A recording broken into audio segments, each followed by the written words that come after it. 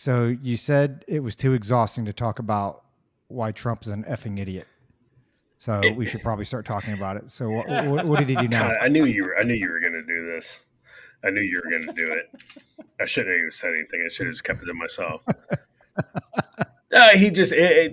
It's exhausting because we talk about it so much, and it's exhausting. It's Trump.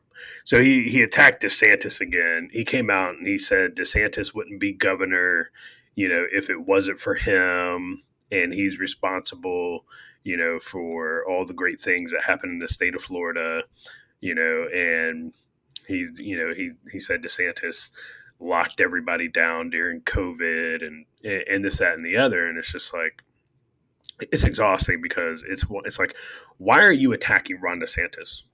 Right? Ron DeSantis has not declared his candidacy. Ron DeSantis has, made no overtures that he, has an intention to run. He hasn't even alluded to a desire to run. Ron DeSantis, he's largely ignored all the attacks, thus far, which I think is the right answer. But it's just it is like Trump is absolutely terrified of Ron DeSantis. For whatever reason, when he came out and called him Ron DeSanctimonious, a couple months ago, it's unnecessary for Trump to be attacking Ron DeSantis right now. It doesn't make sense. For him to do that. And DeSantis came back. DeSantis actually responded to the latest jab from Team Trump. And DeSantis is like, "Hey, I'm busy running the state of Florida. I get out of bed and everybody's attacking me." He goes, "I don't pay too much attention to it." Basically, I'm kind of paraphrasing here. He said, basically, "I don't pay too much attention to it." But the voters in the state of Florida, he's like, "I won by double the amount of votes of any GOP gubernatorial candidate in the history of the state of Florida." He goes, "So the voters have spoken, right?" And so he left it at that. So again, man, Trump's still talking about stolen elections and stuff. And now he's continuing to attack DeSantis, and it's a bad look. It's really a bad look. No, I don't disagree with you. I don't disagree with you. And I think I even saw Sebastian Gorka jump on the train today, and he started talking, basically, talking points and kicking out the same tweets. And it makes me wonder. So one, Trump's attacking him because, well, let me back up a couple steps. I don't like it to begin with because that's what the primaries are for. But even when you look at the primaries previous to 2016 and before that, the 2016 election, generally it was pretty hands off as far as personal attacks and really cutting deep wounds, right? Because those wounds that you cut or that you make, they're going to carry over into the general election. And it seems like in the 2015, 2016, we all saw it. I mean, that was part of the infatuation with Donald Trump, was that it was a no holds barred guy. And I have no issues with doing that on policies. Okay. Or, obviously direct hits on character, which we'll get into and talk about some other folks or whatever. Part of it is, why do you do it so early? It doesn't help anybody out. And you do have to remember that the same ammo you use now is going to be used in the general. But I think it comes down to, and this is just my guess, this is Donald Trump way of a preemptive strike to deter DeSantis from running. And so I don't know if it has any impact. When you get on Twitter and you look at the polls, we see them both ways. I think I even saw, and I forget which one of you said it during the last episode, when we were asking, why is Trump polling so high? Like, it's probably some Democrats. And I think they actually found one of the polls and they're like, yeah, this is led by a DNC operative. So a lot of them are obviously purposely trying to push Trump. And I think what I would like to see, and I agree with you, I think it's far too early. Hey, once you get into campaign mode or campaign season and the primaries, you do what you got to do. And I get it. And we can argue how that should be conducted. But at this point, it's far too early. And the only thing that I agree with Ronna McDaniel and what she said since being reelected is that the party definitely needs to come together, because if not, and you go in fractured with 3 or 4 candidates, you have no shot at beating, Joe Biden, Kamala Harris, or anybody else that the left puts up there. I mean, do you see it? You see it any different, Luke, than being a deterrence to maybe to try to keep him from entering the race? Eh, maybe. Uh, Ronna McDaniel might have cut a deal with somebody to maintain her position. And the deal might have been something to the effect of, we're not going to throw our weight behind Trump. I bet it's very very complicated, but right right off the bat, we'll refresh the memory of old listeners and enlighten some new listeners on how at least I see Trump and what has become of him and a potential candidacy. Because I know Rodney is a new listener. I appreciate you listening, Rodney. Give you a shout out straightforward. So I know there's a lot of people who like Trump out there. It's not that the three of us dislike Trump's presidency. I think all three of us would agree, as we've said many times, right guy, right place, right time in history. And I think he had a very successful presidency. I was telling Roger before we started recording, when Josh was sorting out his technical issues, that I think Trump would have had a great second term as well. I think some things might have fallen apart, but I think he would have had a good second term. The way I see it right now, I say Josh and I see it, maybe Roger, maybe not, is that I don't think Trump's the right man at the right place, the right time in history anymore. I think that time has passed. Doesn't mean I hate Trump and I regret voting for him. I don't, but I just don't think he's the right guy right now anymore. Uh, I agree with Josh. I think that he's kind of jumping the shark a little bit on some of this stuff. I think he's displaying his insecurity, and I think that that's pretty transparent to everyone. Because DeSantis is right now the greatest threat to him. Mike Pence better think twice. I think Rick Scott is looking real serious. I think he traveled to Iowa recently, but yeah, Trump. I think I don't know. There's not enough people around him telling him what he needs to hear right now, and I think that might have been always the case. I mean, Trump is a smart guy, but he does need honest honest people around him who are going to tell him that no BS. And I don't think I think there's a reason those people haven't existed. I think it's you fired. I think it's that. I mean, Josh, I think you agree on that one, correct? That you thought that the Trump presidency was pretty good. Every presidency has its faults. I didn't agree on everything. We know you didn't agree on the bump stock ban, but you also don't agree with Ron DeSantis having red flag laws. So, I mean, what do you Yeah, think? no, I You a Trump hater? You always been a no, Trump hater? I voted for Donald Trump twice. I thought he had a good presidency. I thought it could have been a great presidency had the left not spent their time attacking him, and cooking up these hoaxes like the Ukraine phone calls and Russian collusion and everything. And I think it could have been great had the conservative dot ink or conservative ink not worked against him as well. The Paul Ryans and crew that actively worked to subvert him, behind closed doors. uh, but at the end of the day, I completely agree with you. He was the right guy at the right time. That time has passed. um, is and even DeSantis, like you said, I disagree with some of the things that DeSantis has done in Florida, but I agree with more of the things that DeSantis has done in Florida, and DeSantis is probably going to sign. The Florida legislature just put forward, I believe it was yesterday, day before yesterday, or end of last week, has put forward a bill for constitutional carry in the state of Florida. So we'll see how that goes. I still believe DeSantis needs to answer. He needs to answer to the citizens of Florida of why he has not pushed the legislature to strike those red flag laws from the books. What's up? So when Damon moves to Florida from Nebraska or Idaho or Iowa, wherever the hell he lives, he's going to be able to constitutionally carry his Davy Crockett battlefield tactical nuclear weapon with him. Yeah. Is it that kind of yeah. That's what I'm talking about. Thanks for the feedback, Damon.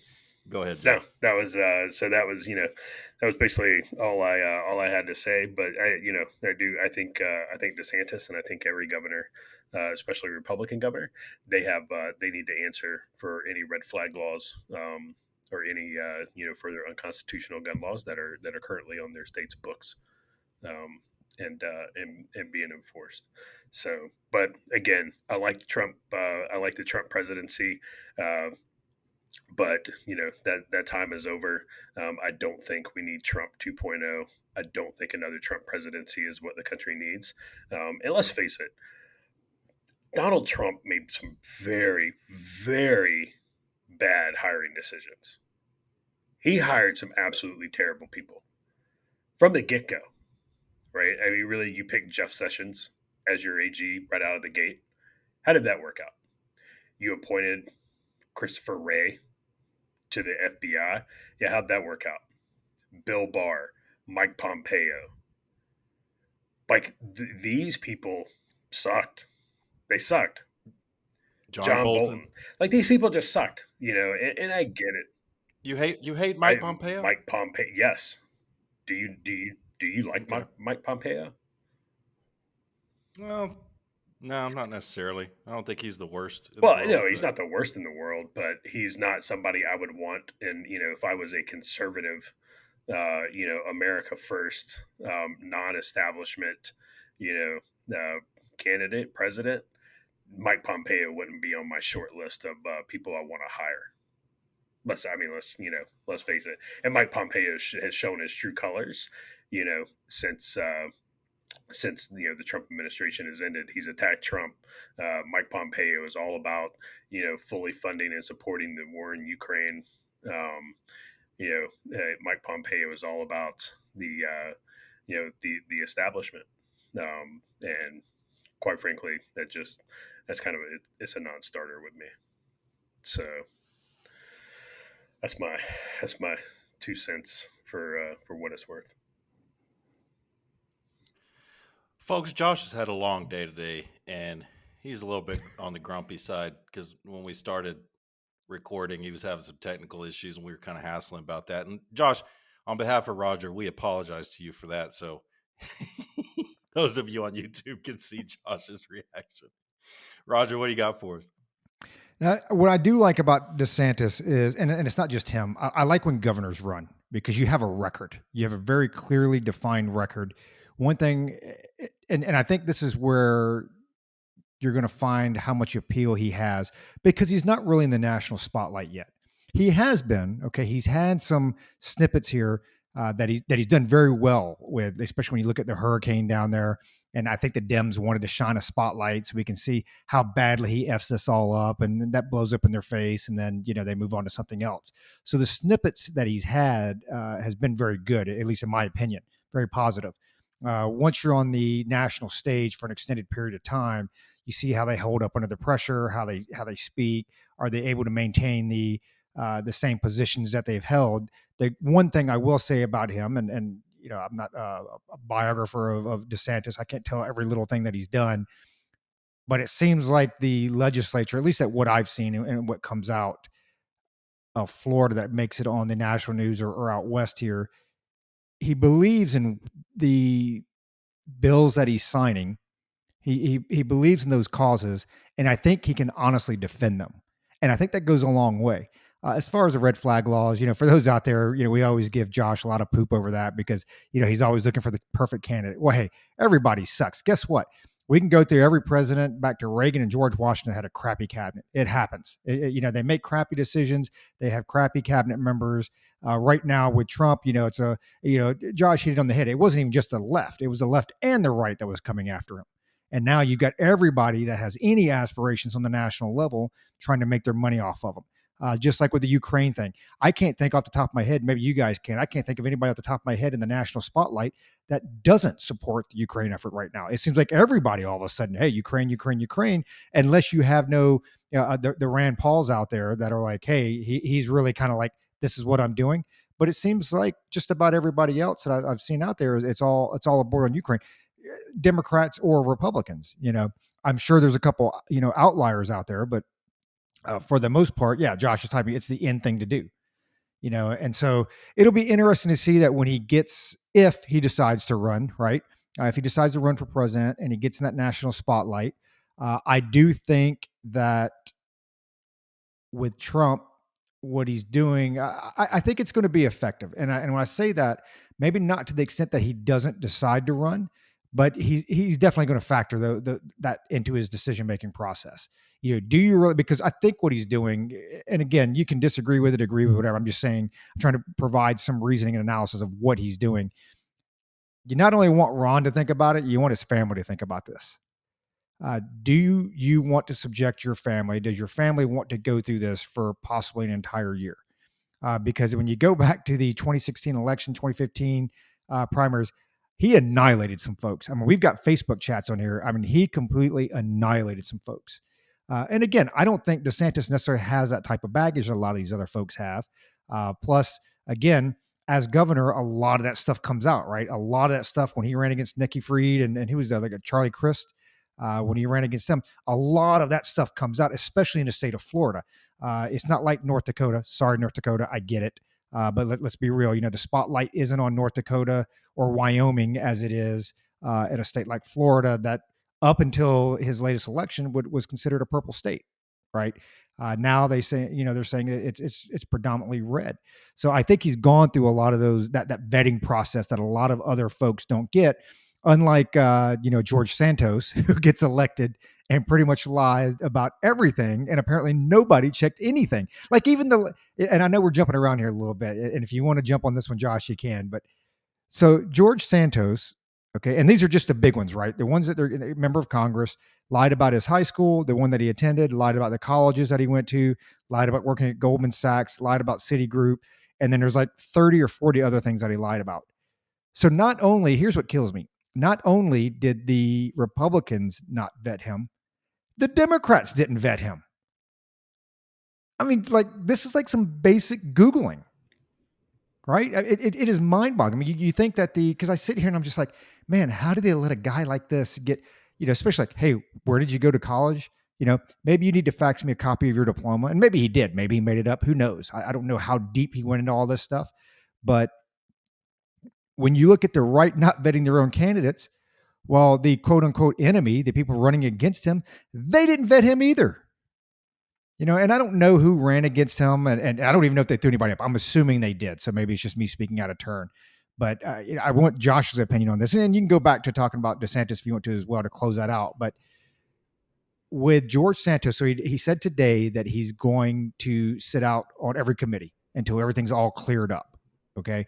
And he's basically come out and he's apologized, whether you cared for his apology or not. He's like, I kind of stretched the truth a little bit on my, resume. And I'm not saying what he did is right, because what I hear from what he put on his resume versus the truth, it's night and day, dude. But you know what? We got somebody else that's sitting in the White House that's just as bad. Maybe George, what George Santos should have said? He should have said, yeah, I graduated from college. I went to, UPenn, and I sat in on Professor Biden's class. He should remember me being there. I sat on every one of his classes that semester because, yeah, there's no record of Biden being a professor there either, right? Train conductor, truck driver, Amtrak, you go down the list. So, Josh, I kind of want to get your opinion on George Santos. Where do you think that goes? And then, where do you draw the line between what he did and what Biden, and even if you even draw a line between what he did and is doing and, the gaffes, or I call them lies, that Biden's been telling for years. Yeah, the whole George Santos thing, it kind of boggles the mind that this guy, nobody did any level of due diligence on this guy, none whatsoever. And if you're out there and you're listening right now and you want due diligence done on somebody, hey, hit me up. I'm more than happy to do that for for a fee. But it's just, when it comes to, the lies that, he's told, I don't like to see that out of elected officials. But like you said, are they any worse than lies that have been told not only by Biden, but by a number of other elected officials? I mean, really, is it as bad? I mean, you can go back to, you can go way in the Wayback Machine. Go back to Clinton. Clinton lied to everybody. I did not have sexual relations with that woman. Yeah, eventually he came clean, and Santos is coming clean, but Clinton lied. Nixon lied to everybody. Initially. So it just, to me, honestly, what are you going to do? What are they going to do? They're going to kick him out of Congress? At the end of the day, man, voters voted for him. Voters said, this is my guy. And if those voters are upset about it, well, then maybe you should have done the due diligence. We've harped on that a number of times on this podcast. Be an informed voter. Check out your candidates.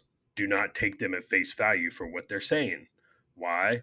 Because I don't care what politician it is, they're going to lie to you at some point. Scott Ryder.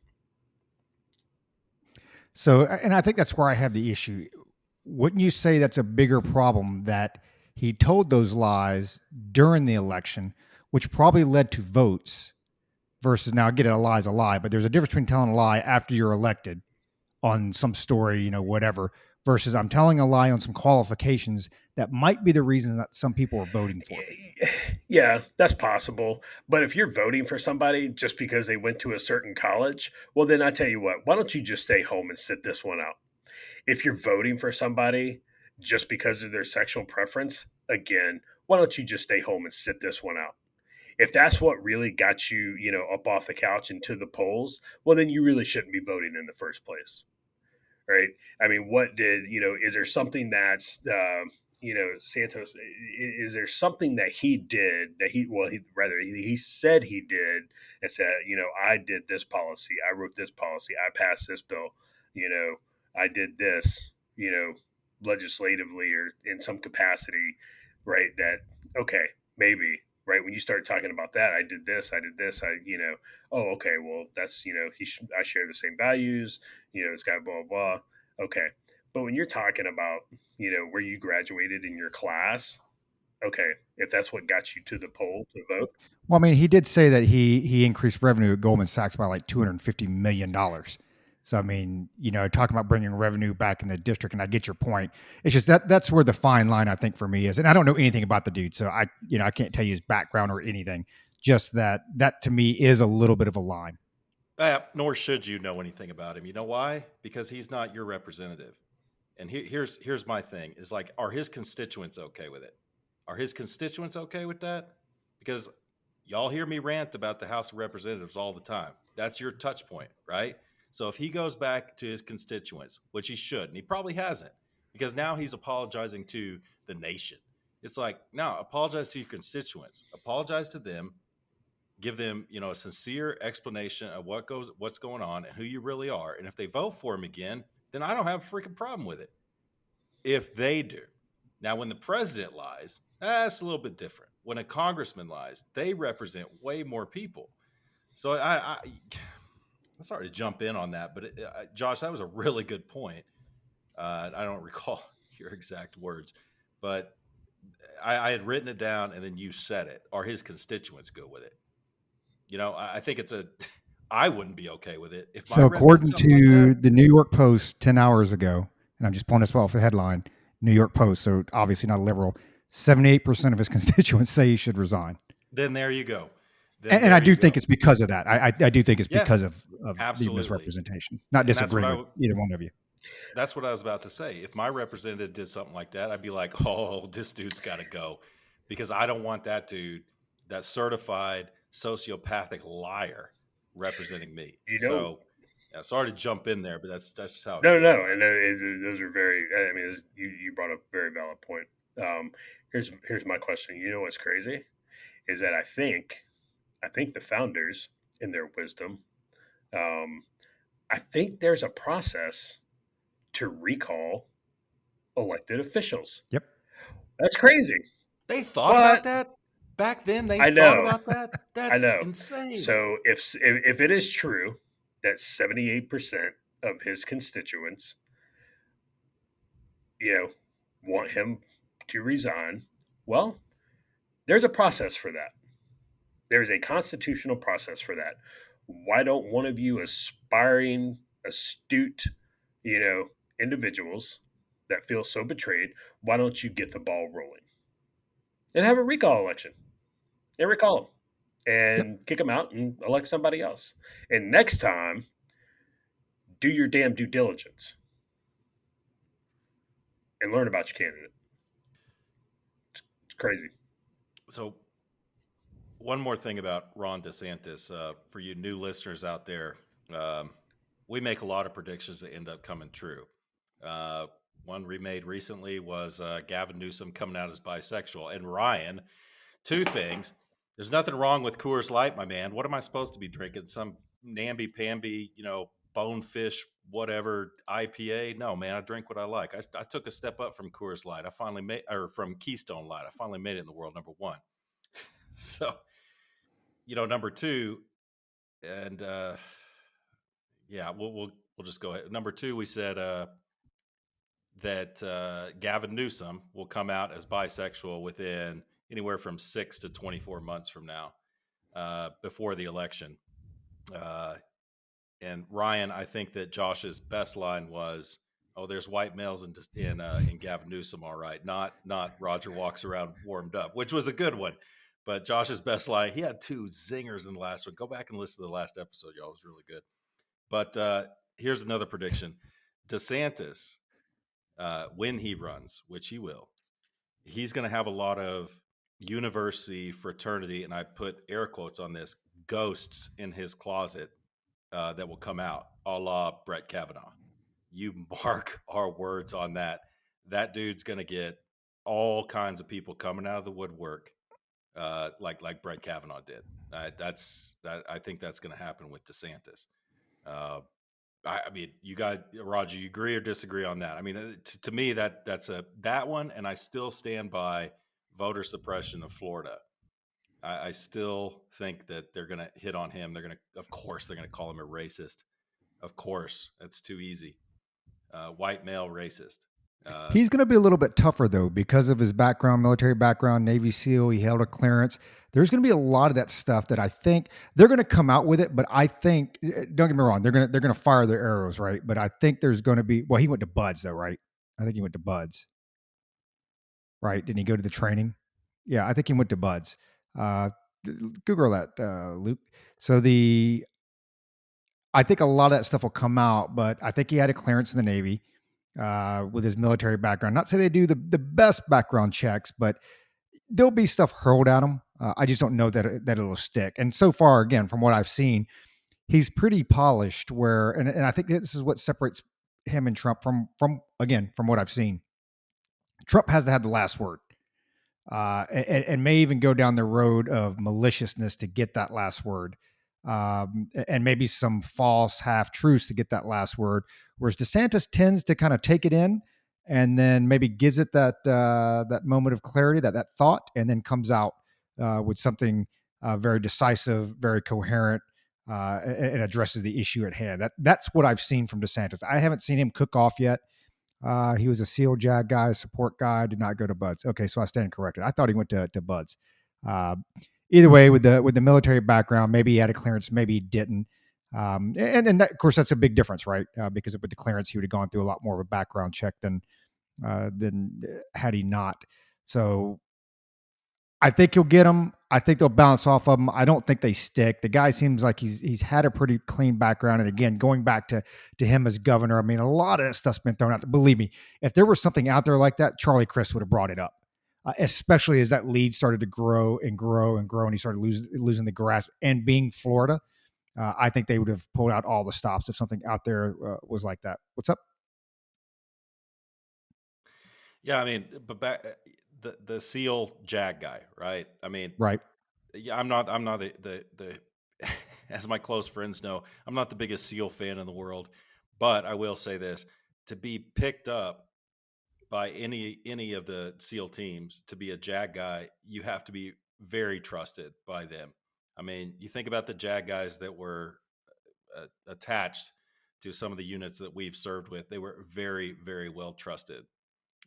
So I mean, I think that says something about him. I mean, I don't think he ever claimed to go to Buds or anything, but I do think that should not be overlooked. That they're very selective on who they pick because yes, they do pick their JAG officers. They go through a whole screening process and a boarding process. So didn't mean to cut you off there, Roger. I just want to throw that in before I forgot. No, absolutely. And I think Josh hit it on the head with George Santos with the recall.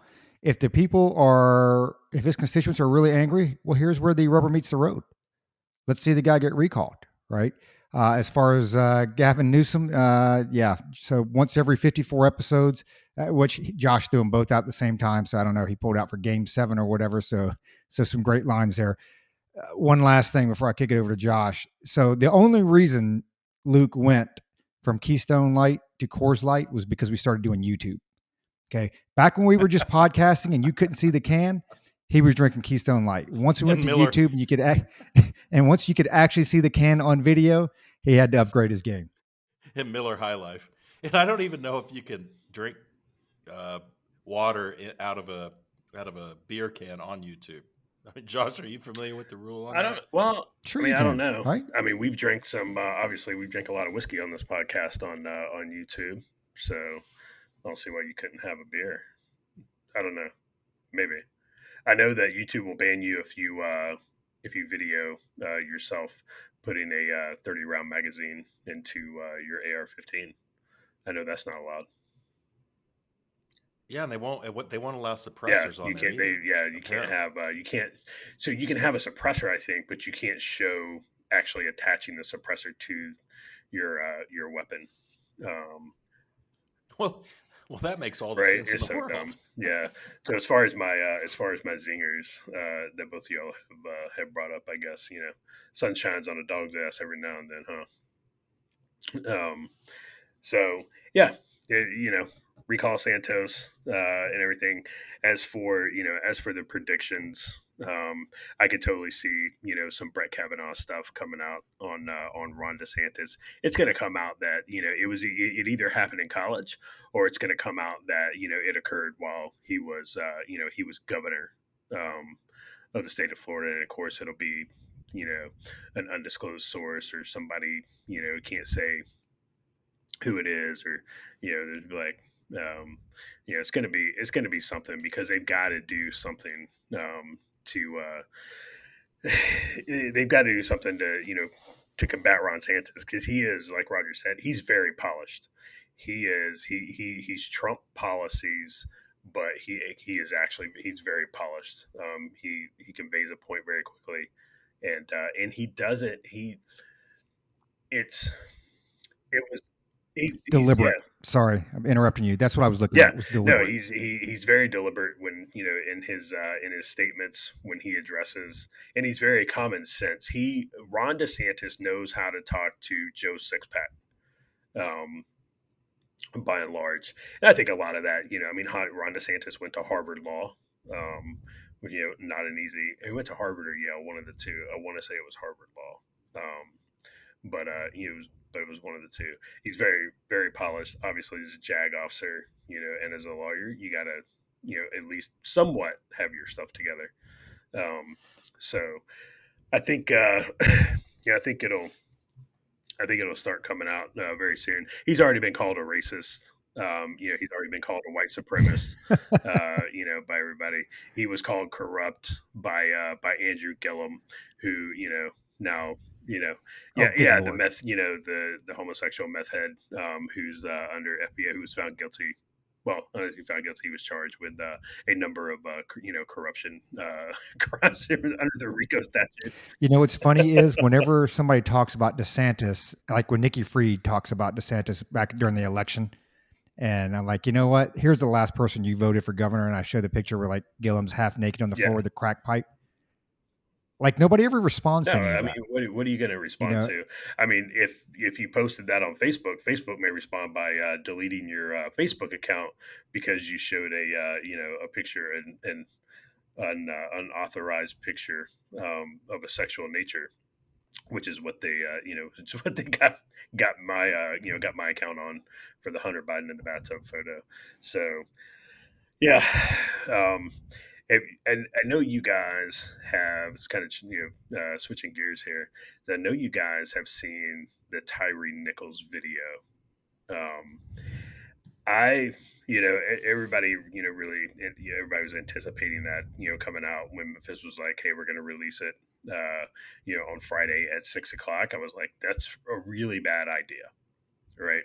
Like, why would you do that Friday 6 o'clock right before the weekend? With enough time for those who want to loot and pillage and burn. Give them time and then let that roll through the weekend before people really have time to address it. I thought it was a really bad idea. Obviously, we didn't see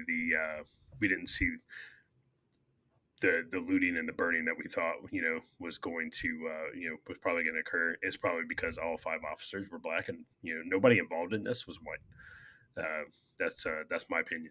But the video, with the Michael Brown and incident and the other incidents, everybody was able, you were able to look at that, and but there was always discussion on the videos. It's like, well, maybe I don't know. Like this was probably one of the most clear videos of police brutality I've seen in probably a very long time. Uh, you know, I was watching the video and everything, and I think I was good with the initial traffic stop. I don't know why. I would like to know what predicated the stop to begin with, because that's not shown in the body cam of the officers involved. I would like to know why he was stopped. I know they said reckless driving or something. It's like, okay, well, how reckless?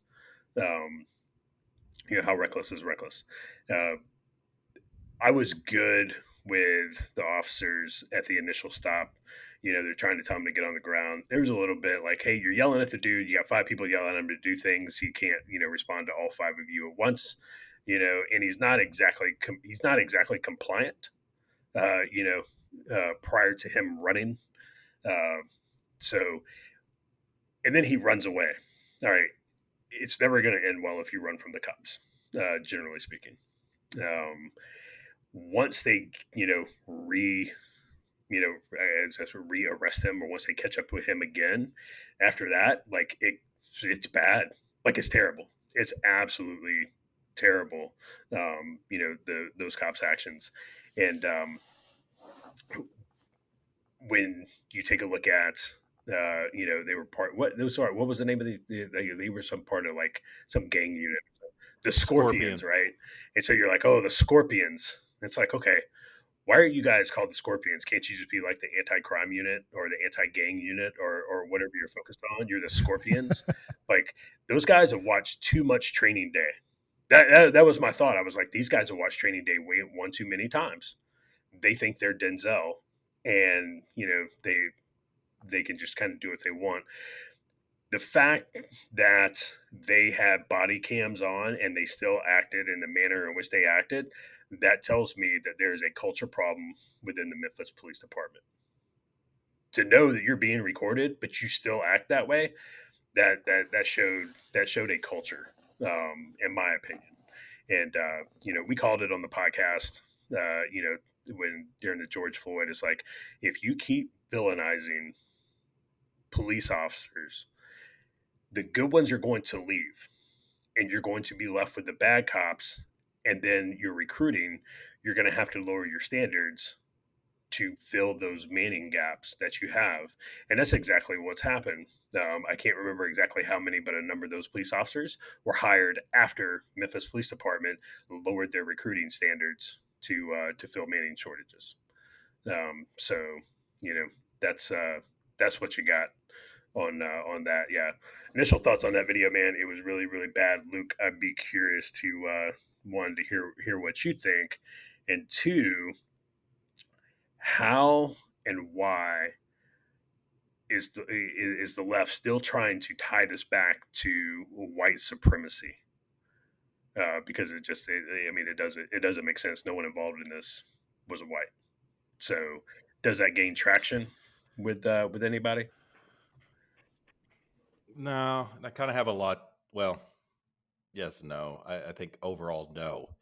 But real quick, Scorpion is supposed to stand for, not supposed to, Scorpion stood for, because it's been disbanded now, Street Crimes Operations to Restore Peace in Our Neighborhoods. And now my dog is barking, and it's driving me crazy. So, audience, y'all are just going to have to deal with it. Those of you who listen in my neighborhood, you're used to my dog barking at you. So, welcome to my world.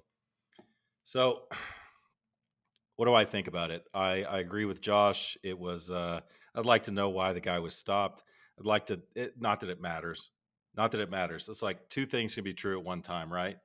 The second half of that, the poll cam video and the video where they're standing him up and just beating him. I mean, come on. I mean, taking full on punches to the face like Hollywood. It does, at that point, it doesn't even matter why he was stopped, right? I don't think that's what Josh was saying. That's not what I'm saying, but I still would like to know why he was stopped. Based on the guy's reaction to being stopped, the certain things he was saying, uh, Tyre Nichols, while they were putting him down on the ground, he was not used to that type of treatment. This guy did not, to me, seem like a street thug, straight up street thug. He didn't seem like that. He seemed like a kid to me. So yeah, but that said, I would still like to know why he was stopped. I still like to know a little bit of background on that. I have a feeling it's not going to be much. I have a feeling, like Josh said, the culture within that department, especially with that unit, was a little bit too much the shield and the wire and training day type of environment in there.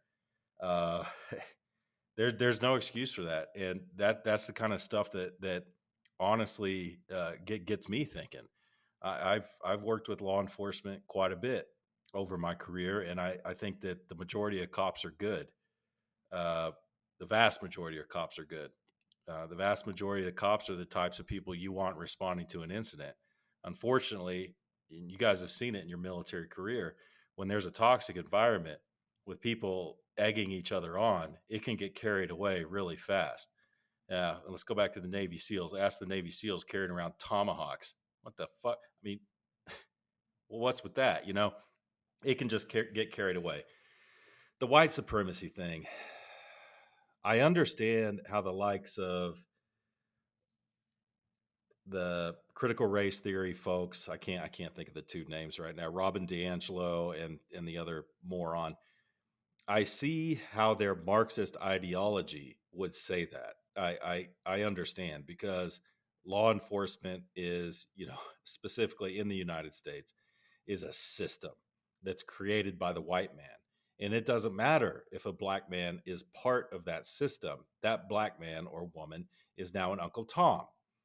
So therefore, it's white supremacy. They're working on behalf of the man. So I get why they say that. That doesn't make it any better. I just understand where they're going with this. It's Marxist, straight up. It's Marxist. Now I'm going to say something a little bit controversial, if you will.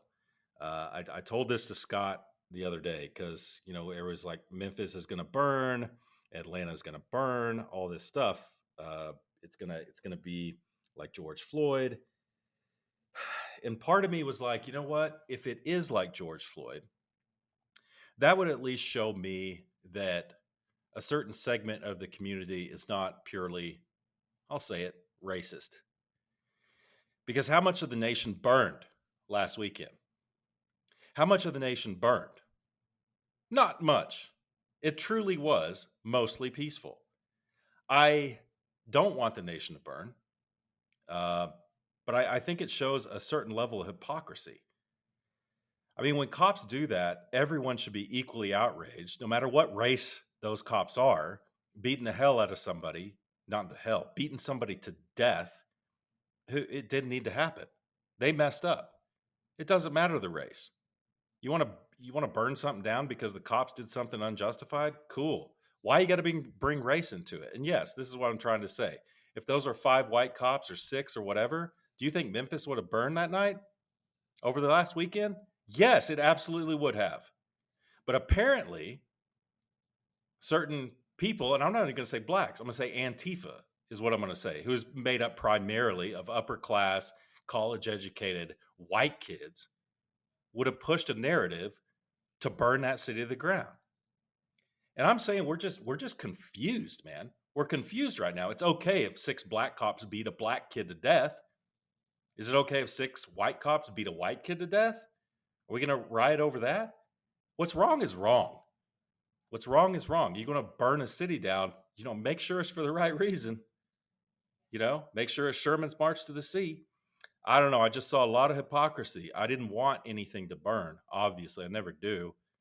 Well, sometimes, but not in this case. I think it showed a level of hypocrisy within the left. I'll say the left. It's not a black-white thing. It's just, come on, man. Let's all get on the same page here. Cops beat most likely an innocent person to death because of a culture and all this stuff. I don't know. Roger, I'd mentioned that to Scott. We had a long discussion about that. I don't want to say I was disappointed. Maybe you can encapsulate my feelings better than I can on this. It's a little emotional subject for me. It's not that I was disappointed that anything burned. Of course, I'm glad that there was no, property damage, people losing their businesses and stuff. But at the same time, it'd be like, well, at least they're consistent, with their, at least they're consistent. But in this case, I'm lacking a little consistency here. What do you think about that? I don't think the three of us have really talked about that aspect of it. Maybe we mentioned it in passing. So to be fair, the Tyre Nichols family was all over the news, and then there was a lot of, hey, don't go out there and burn the cities down.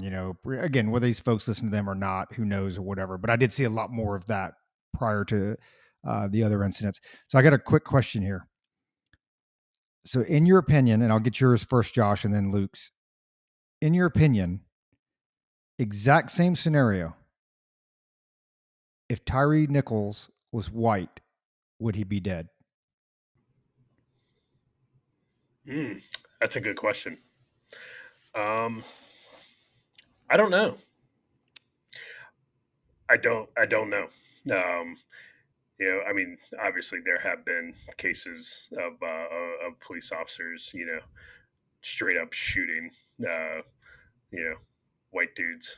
I mean, let's go back to January 6th.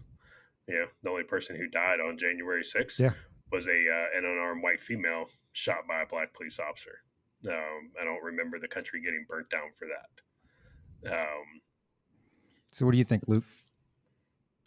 I think the answer to this is the same answer to any question when it comes to practicing counterintelligence or human intelligence. It depends. It depends. Like in that exact same situation, I don't know how many white folks live in that neighborhood where he was stopped. I think it depends. I think, boy, that's a tough one, Roger. That's a good question right off the top. I would hope. Jeez, this is such a weird. No, you don't want to say you hope. You don't want to say you. You don't want to hope that somebody's going to get beat to death. I don't know. You know what? I'm going to say it. Probably not. Probably not. Because a lot of these arguments that you hear from even people on the left, there is a lot of animosity within the black community, law-abiding black community against the non-law-abiding black community. And I think that those police officers, I'm not saying they were justified at all. I'm saying they were feeling animosity. And I think that's a deep animosity. And I think that's part of that culture Josh was talking about. I think, you want to mess with us? I think that there was animosity there. So yeah, I'll go ahead and say it. No, I don't think that same animosity would have been there. I'll say in that exact situation, no, but come at me with some West Virginia cops out there in the hill country, West Virginia out there in the hillbilly country. Yeah, dude, that dude would be dead as Dillinger, man. Dead as Elvis, dead as Conway Twitty. So the next question, again, I'll go back to Josh. If Tyre Nichols doesn't resist arrest, which he does, it's pretty clear, is he still alive? I don't know. Again, because it's one of those things. Like you could see in the video, they were amped up when they initially pulled him out of the car. And so that's really, I mean, that's the reason I want to know why he was stopped. Like, why are you already, like, dude, they're already in the red. When they pull him out of the car, it's like, what in the world happened? Now, whatever happened, again, I'm not saying that it justified, them literally beating him to death, but I always want the Paul Harvey on everything, and I don't feel like he got the Paul Harvey on this. I agree wholeheartedly with Luke's statements on it, and man, I don't know. Roger hitting, dude. What's up with Roger? He's hitting with some good Going questions. deep, Yeah, he is. going deep. What about you, Luke? Man, Roger's going all journalist on us, man. We better watch it. Yeah, I'll go back to what I said about this kid. Was not expecting that. That's my viewpoint on it. He did not know what to do. And to what Josh said, he had 5 different dudes, or 4 or 3, whatever it was, yelling not different things, but almost contradictory things to him at the same time, and he was shook. The kid was shook. If he would have had the Barack Obama "if I had a son" talk, if he had that, where, hey, dude, when you get stopped by the cops, because it is going to happen, here's what you have to do. I mean, my dad had that talk with me. We talked about that early on, like maybe 15 episodes in, man. I think we're talking about George Floyd back then. It's like we had the talk, and we're white, middle-class, privileged white people talking from a position of white privilege. If that kid would have had the talk, and who knows, maybe he did. Maybe he did have the talk, but his brain just, he had that adrenaline rush. He hadn't had that. He hadn't. He didn't have the adrenaline inoculation, if you will, and he just freaked out. So if he hadn't have freaked out, to answer your question, Roger, if he hadn't have freaked out, if he would have just laid flat, handcuffed, he would still be alive today. That's what I believe. I don't think they would have beat him to death there on the ground, because the initial guys that stopped him, apparently, there's charges still pending on them, whether it's going to be manslaughter or something. It's when he ran away and they caught him. Yeah, his limbic system was out of control, baby.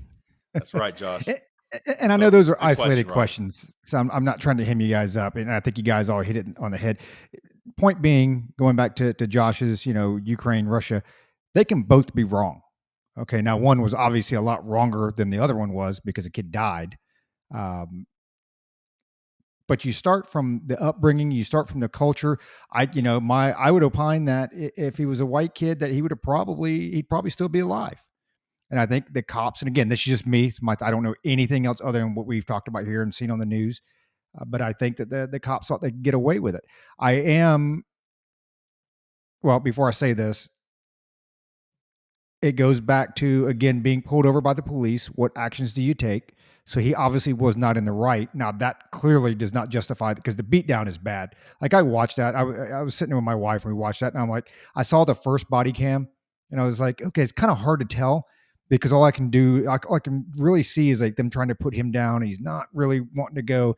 Then they showed the second cam that comes from the street light, I think. And that's just, dude, that's all bad. And they hold the guy up. And so it doesn't justify that it doesn't justify murder. Okay. That flat out. But again, a lot of wrongs just take you down the wrong path. I agree with Josh, where I want to see the whole story. And this is something that I always talk to my son about, as far as the reason why you want to act that way when you get pulled over. Calm, cool, collected. You want to be responsive. You want to be, you obviously want to obey the officer's command, because you don't know what they have seen or not seen, or what led them to pull the individual over. Like we talked about, back when me and Josh were arguing when they shot the kid eating the burger when the car was going back, we had to go frame by frame as the car. You have no idea what happened there. Reckless driving is usually associated with drunk driving. Reckless driving, again, this is post after it goes to court, but it's usually interchangeable. But at the same time, you don't know. Hey, this car was seen, 3 miles ago. It's Memphis, okay. So one of the most, the highest crime rates in the country. This car was seen and it robbed a liquor store 3 blocks in there. Who knows? We don't know any of that. So that could have been why they're ramped up. And that's what bothers me, because I think if there's more to it, if I'm the police department, I want to get ahead of it. Hey, this is what we saw. This is what the police officer, and you can say this with all of them, right? Because even with the George Floyd case, even with the prosecution, they don't do a good job of, and this is going to sound wrong, but they're not doing a good job of protecting their defendants. And it's not even a protecting; it's more of a transparency thing. Hey, here's the call. Here's what went out. Here's what happened 5 minutes prior in the area. Okay, because I've got a close buddy that went through something very similar. He didn't die. I think Josh may actually know him, but he pulled up, and it was because something happened a couple blocks away, and he just happened to fit the bill. And so the cops roll up, and they're all amped up. Uh, so I'd like to see what went on before that, what predicated the call, and then when it comes down to the unit itself. So they go through obviously the police academy and whatever, which is like 21 weeks. Here is what the Scorpion unit training consists of: 3 days of PowerPoint presentations, 1 day of suspect apprehension training, and 1 day at the firing range. So what you are seeing here is the culmination of just a whole lot of bad. Tyre Nichols, again, doesn't justify murder, but he's not reacting the way that, or responding the way that you would want somebody that's pulled over to respond. Okay. You have the cops that show up that are all amped up for whatever reason that we don't know. They obviously lack the training. And then, above and beyond all that, it goes back to whichever the two of you said it. You have a body cam on you. There are cameras in that neighborhood. And you still go through those actions because that's not even going back to what predicated the pullover. I mean, dude, that's amped up. That's jacked. Because even when he starts to run, that had to be several minutes. I mean, at least from what I could tell, the body cam and this and that. I mean, there's some going on. And then you get to the point where they hold the kid up and then they just start beating him. And then he breaks out the ass. I'm like, you got to be kidding me, man. I mean, it's just brutal, and it's just, at the end of the day, it's murder. It's murder. And hopefully they're all charged. But I would say this, if the kid was white, he'd probably still be alive. Had he not resisted arrest, I think I side with Josh. I don't know that he would still be alive with that. Yeah, I'm not sure. I don't know. It's like Luke said, you went all Barbara Walters on us. You know, you guys remember going back to Luke's point, the animosity, between folks in the black community. You guys remember Boys in the Hood? With Ice Cube and Cuba Gooding Hell Jr. yeah, I was thinking about Boys in the Remember when Hood, Josh. Trey? I was Yeah, thinking remember about when that. Trey got Hell pulled yeah. over? Cuba Gooding Jr. got pulled over by the black police officer, and he shoves a gun in his face, and he's talking. He's just dogging him out for no reason, none whatsoever. That's when you were saying that, when you were talking about that, I was like, oh shit, man, that's Boys in the Hood. Like that's exactly what happened. Um, and yeah, it those officers, like I said, when they got up to the car, they were already amped up, like super amped up, and it's just kind of like, why were they already, like that? I, but again, it goes back to and the level of training to be on the Scorpion unit is insane. That is that lack of a lack of training, right? But I go back to that has to be a culture either within the entire Memphis Police Department or within that unit, because you're being recorded and you still act that way. At first I thought when it first came out, I was like, they know this kid. Like for some reason, like they know him. I know he doesn't have he had no prior record. He had not been in trouble with law enforcement before, but they know him so in some way, shape, or form, right? There's a previous relationship. I haven't seen anything to confirm that, but it was really bad. That was a clear case, and I think that the Memphis police chief, there's a level of negligence, with her coming out and saying before the video was released that it was worse than the Rodney King video, and you're like, when she Wow. came out and said that, it's like, okay, well, that's negligent for a couple of reasons. One, you're only getting people more amped up, right? If people are already planning on burning, like you're stoking the coals on that, and two, you know you're tainting the future jury pool, you know, by coming out and saying, well, oh, it's worse than Rodney King, because Rodney King was bad. He didn't, he survived, but it was bad, and you know, people have got to stop doing that. Police chiefs, sheriffs, elected officials, before these videos come out, you have to stop. You cannot go, oh, it's really bad. Oh yeah, it's worse than whatever. It's the one of the century, right? Because we have 20 of those, every 5 years. Just the storm of the century. It's the worst one we've seen yet, because you're getting people riled up, and stuff. So they've got to stop doing that. I think she was very negligent. For the race baiters out there, for the crumbs, who's now taken on, with Tyre Nichols' family. That guy's an ambulance chaser. He's the lawyer version of Jesse Jackson and Al Sharpton. That's all he is. You know, Real quick, I do want to walk something back, and I'm starting to cut you off. I was just thinking about this. I do want to walk something back because something I think that we forget, and I forget. When you look at how the reaction of Tyre Nichols, I say he resisted arrest and this and that.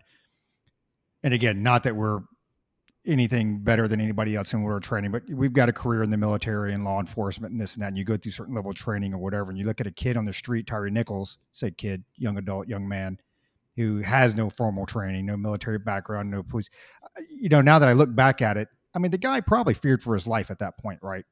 And so when I say resist arrest, I mean, there probably comes to a point where, hey, if I think I'm about to get schwacked, yeah, man, right? You go out fighting. So I do want to walk that back a little bit. Not, I don't want to say that, there's obviously some resistance going on there, but there is a point where you have a normal civilian that's not subjected, that's never been subjected to any of this that we know of, that we're aware of. And you go through something like that, 4 or 5 police officers, they're kitted up, big dudes, all of them yelling. And then you get to a point where, hey, man, I'm about to die. Like, I have to unask the X, right? Well, yeah, I think he was definitely hit with the fight or flight response, and he chose flight. That's what he chose. He chose, let's get out of here. But, now we're talking biology and all this stuff, but fight or flight, he chose flight. But at some point, when he was on the ground, what we were talking about, he didn't know what to do. He's like, you guys are doing a lot right now. I don't know what to do. To me, like from a nature standpoint, that almost seemed like a prey that had already been caught by a yes. predator. And you've seen those, those ibex or whatever they are in the African plain that get caught by an alligator or something, and they just kind of give up right there. But then you see those videos, sometimes they've given up, and then the alligator or the lion will kind of let go, and then they freaking bolt. They bolt because that's the flight. I saw a lot of nature in that video, and it's just like I saw predators and I saw prey. And the predators were the cops, and the prey was Tyre Nichols. And I think the three of us can agree we did not like what we saw. So let's lighten it up just a little bit and talk about the other video, Mr. Paul Pelosi, which is, he is still alive. David DePape's still alive. So I think this is one we can kind of laugh at. So let's or not laugh. You don't want to see. No, you know what? It actually pisses me off. No, it pisses me off. Go ahead. All right. I'll kick it straight to you, and you can tell me why it pisses you off, but I want to get this out. First of all, Scott saw the video first, and he saw the Tyre Nichols video first, and he's texted me this stuff. It's like, hey man, you need to watch this. And I'm like, I am driving. I can't watch it. I wish I could. And he said about David DePape and Paul Pelosi, he's like, that dude rocked him straight to sleep. And buddy, he did. I've seen some people knocked out in my day, like knocked the F out, like Friday, baby. And boy, man, Paul Pelosi was knocked out, snoring, that tongue sinking back into the, into the throat. I hope that came through on my microphone there. Man, he was knocked out. But Roger, okay. So before I kick it to you and you can tell me why you're pissed, Paul Pelosi is very obviously a drunk and he's old. He's best case scenario, late 70s, early 80s. You saw the first part of the video. Man, that hammer was going at that door. That guy was not necessarily at that point invited in. I mean, he was going to town on the door, right? I mean, I saw that part of it. If I'm 79 years old and I'm drunk off my ass and some dude breaks into my house, I could see myself trying to talk him down. I could see myself being like, hey, I'm kind of wasted right now. You want a cocktail with me? And trying to, bumble my way through a 911 call and not trying to alarm the dude. It's just, I'm not saying I believe his story. I'm just saying, in my mind, it's kind of plausible that he was acting like such an idiot, answering the door with a cocktail in his hand and his underwear. And people are like, well, why was he in his underwear? Well, because it was late at night and he's 79 years old and wasted. He was probably on the couch with his hand down his pants, a la Al Bundy, watching the game or something. I don't know. And hoping his wife doesn't come home anytime soon. I don't know, Roger. So tell me why that makes you mad. I'm not saying I believe Paul Pelosi, because there are a lot of there are some suspicious stuff going on. It's horrible grammar. But Roger, why does it piss you off? Well, for the reasons that you just said, and it's almost every conservative pundit that's out there. Because when this, and some that are very popular that we follow, and some that are friends of friends of friends networking, the first video that was released, and I am no fan of the Pelosi. All three of us, none of us are fan of the Pelosi's at all. Okay, I couldn't care less about either one of them. I don't know much about him, but as far as her, I couldn't care less for her.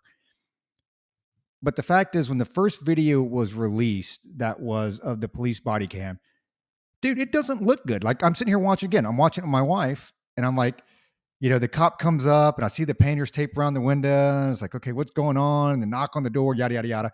Door opens up, and then you've got this dude in his collared shirt and his underwear with a drink, holding the hammer while, what's the other guy's name? David? While he's sitting there holding this hammer together. And it's like, what did we just walk into? Like, what? There's, and that's what got reported, right? That's what got reported in the news. And so then all the pundits came off, the conservative pundits, and they started, dumping on them and this and that. So, well, then fortunately, Fox News was like, hey, we have other video to play. So then they play that first video. Then they play the second video, which is the dude trying to come in through the back door with the hammer. And he's going to town. I mean, there's glass shards, everything going everywhere. So then he's going to town. Then they play the 911 call. So I think any reasonable person, when you sit there and you see both videos and you hear the 911, that's exactly what went on. That dude was probably drunk, passed out on the couch, like he said, had his damn hands down his pants, knocked the hell out. Okay. Again, probably passed out drunk. That happens. He wakes up. And even the guy, David, seemed very calm when the police showed up. And I, listened to the 911 call. That's exactly it. He's trying to tell the cops, hey, I need you here, without saying, I need you here. Right. So, I pictured exactly what you said. Hey, man, are you waiting for my wife? Hey, let's have a drink. We'll wait for her together. Let me put on a shirt, or maybe he already had a shirt. He grabs a drink. The phone call, 911 call. Oh yeah, it's all good. Yeah, no, I don't know him. We're fine. And, but again, he's throwing that, you got a dude there with a hammer. What pisses me off about it, about all of it, is they totally dumped on him over this incident. You can dump on him for other things. That's fine. But they went to town on him. But it's no different than what the left does. They took things out of context purposely. They knew the other videos were there. They knew the 911 call was there. They played the 15-second snippet that was going to fit their narrative, fit their agenda, and that's what they showed the world. And then they all got on their little Twitter posts and this and that, made their comments, made their money, tried to sway opinions. Pelosi's bad. And yes, she is. I get it. But you know what? To do that, believe me, she's done enough bad things in her life. That family's done enough bad things in her life. You don't have to lie about it. Okay, you don't have to take things out of context about it. And with something like this, it pisses me off that a lot of the conservative folks that we follow purposely, because there's no other reason why you would do it, purposely took this stuff out of context to portray a different light to support their narrative. That's what pisses me off about it. And for those out there that the Bonnies that we're all conservative and we never call, no, dude, I sat there and I was actually angry. I told my wife, said, this is the problem with news nowadays, or we say journalism, or as Luke would say, activists, right? Or activism. That's the problem, because they have an agenda. They have a narrative they're trying to portray. And they're going to take whatever it is that you say, whatever it is that you do, and they're going to cut it, mold it, shape it, soundbite it, much like I do with our podcast and YouTube. So we have one coherent segment, but they're going to do whatever they got to do to fit their bill. Yeah. In the Paul Pelosi video, well, when the story first broke, I think I said, I was like, that's a grinder date gone wrong. It was weird, wasn't it? I mean, it was weird. It was absolutely bizarre, right? You're thinking of you're listening to this and you're like, wait, hold on. The third in line to the presidency, somebody could just walk up to their door and smash their way in. Like that just doesn't it doesn't make sense. Nothing about it made sense, right? And But Josh, let me ask you this real quick as you give your thoughts. Why did the Pelosi's or the police or whoever, I don't know who exactly stopped it, why did they wait so long to release everything else? That to me paints a very clear picture. Yes, and that was I was going to bring that up is and we talked about it in the last episode. Sunlight is the best disinfectant. You would not have had all of these conspiracy theories swirling around if you would have immediately released that video, because as soon as you see the dude smashing his way in with a hammer, you're like, all right, that guy's not invited. Like, it wasn't, hey man, I'll leave the back door open for you, come on in. I mean, it like that right there literally changed my mind on the entire situation. And I realized, I was like, man, I got that one Absolutely wrong. Right. But don't you think though, sunlight's the best disinfectant, Yes. right? Could there be more to the story? Like there could be, right? There absolutely could be. But I can tell you that what they released, that answered a lot of questions and that cleared a lot of things up. Could there be more? Sure. But, now when, because the initial take was, well, Paul Pelosi called this dude by name, on the phone. And people are like, well, how do you know his name if he's a burglar? How do you know his name? That doesn't make sense. And, and all this conjecture was out there. It's like, dude, release that video. It may not answer all the questions, but it's going to clear up a lot of it. Right? What's up? So let me ask both of you guys this, and I think Josh has more to say. We're going to return back to the Tyre Nichols, because those astute, come on, you have more to say on that. Those astute listeners know that Roger and I, mainly me, cut Josh off and moved on to Paul Pelosi. He wasn't done talking about it. I want to hear the thoughts. Actually, now I'm curious. But Josh, let me ask you this, and I think Roger will have the same answer. If you found yourself in that type of situation, wife's out of town, you've been playing PlayStation all night, you've been getting your kill on Call of Duty, and you've been drinking a little bit, been having some good bourbon, and somebody breaks into your house and you find yourself without your gun, and you think that you can maybe talk to them a little bit, but your gun is about 10 paces away. Maybe it's over in the kitchen. Are you going to talk your way out? Are you going to try to talk your way out of getting over to your gun so you can blow his ass away? Or because that's what I'd do. I'd sit there, at first I'd try to rush for it. That's what I'd probably do. But if I found myself in a situation where I've got time to talk myself into a situation where I could pick up my weapon and send this guy to his maker, what is that what you do? Probably. If because understanding that 21-foot rule and and everything, yeah, and it's no. Explain the 21-foot rule, because I guarantee you there's people that don't know that. So 21 feet is generally the accepted distance in military and law enforcement circles, that I can close that distance between an adversary and myself. I can close that distance before you can draw a weapon. And it's been proven time and time again. A lot of people have stepped up to try and debunk it, and they haven't been able to. By the time, and for those out there, who concealed carry or even just open carry, try it. Mark off 21 feet and see, with an unloaded weapon, of course, be safe about it, but see if you can have somebody close that distance before you can actually and draw your and weapon. 21 feet is for someone who's very well trained. Yeah. Oh yeah. I mean, the first time someone demonstrated the 21-foot, 7-meter rule on me, I was at the time, pretty squared away on moving it forward, getting it out, and I was shocked. So if you're not super well trained and well versed and haven't, been practicing that, you can back that up to like 40 feet, brother. It's scary how quickly someone can close the 21 feet of distance on you.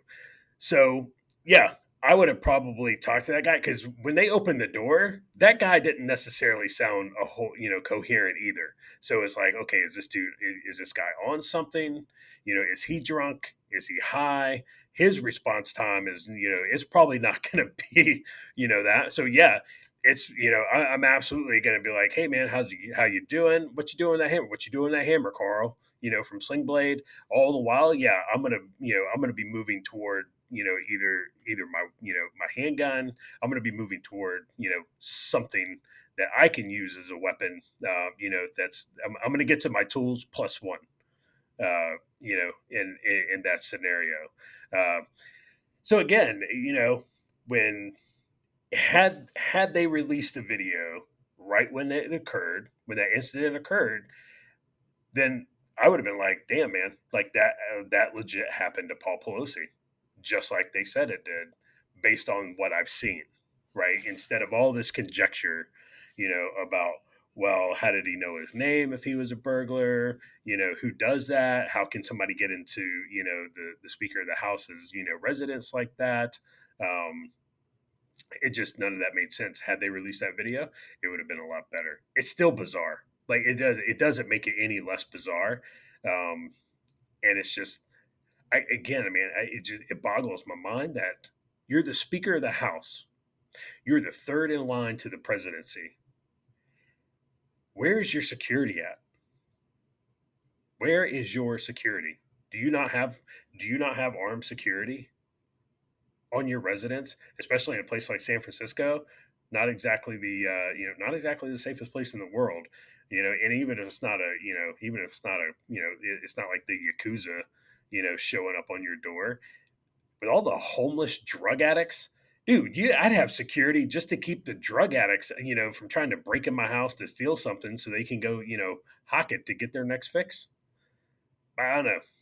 I still find that one a little weird. So, Roger, let me ask you this. Paul Pelosi, does this well, I think it somewhat vindicates Paul Pelosi a little bit, but does this change your mind on kind of on those right-wing talking pundits? A lot of them, yeah, I know you kind of said they lost some credibility with you. Is there anybody in particular that you're like, okay, I'm kind of done listening to? You're kind of going on my shit list, or as you and like to point out, when I say I'm done with somebody, well, they can F off too. Done with them. Anybody in particular? Well, I was getting ready to say, I was going to say, I haven't gone full Josh, because Josh is like, F them. So it's like, they can F off. What's tough about it is it makes me, so when you talk about like mental preparedness, right? So you watch cartoons because you don't want to think. You watch comedy because you don't want to think. That's when you let your guard down. You just kind of sit back, you relax, you take it in, ha ha ha, you laugh, you chuckle, whatever.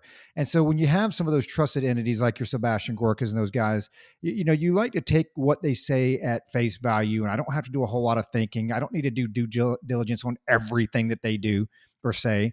But the problem is when folks like that you trust are so blatantly wrong, and we're not talking about honest mistake, okay? When they're blatantly wrong and intentionally misleading, now I have to go back and say, man, I have to do due diligence and like on everything I read now. And it's not just maybe you do due diligence, sometimes you just blow it off. But it's like I have to take everything with a grain of salt until I have the time and the and want to take the effort to go look it up.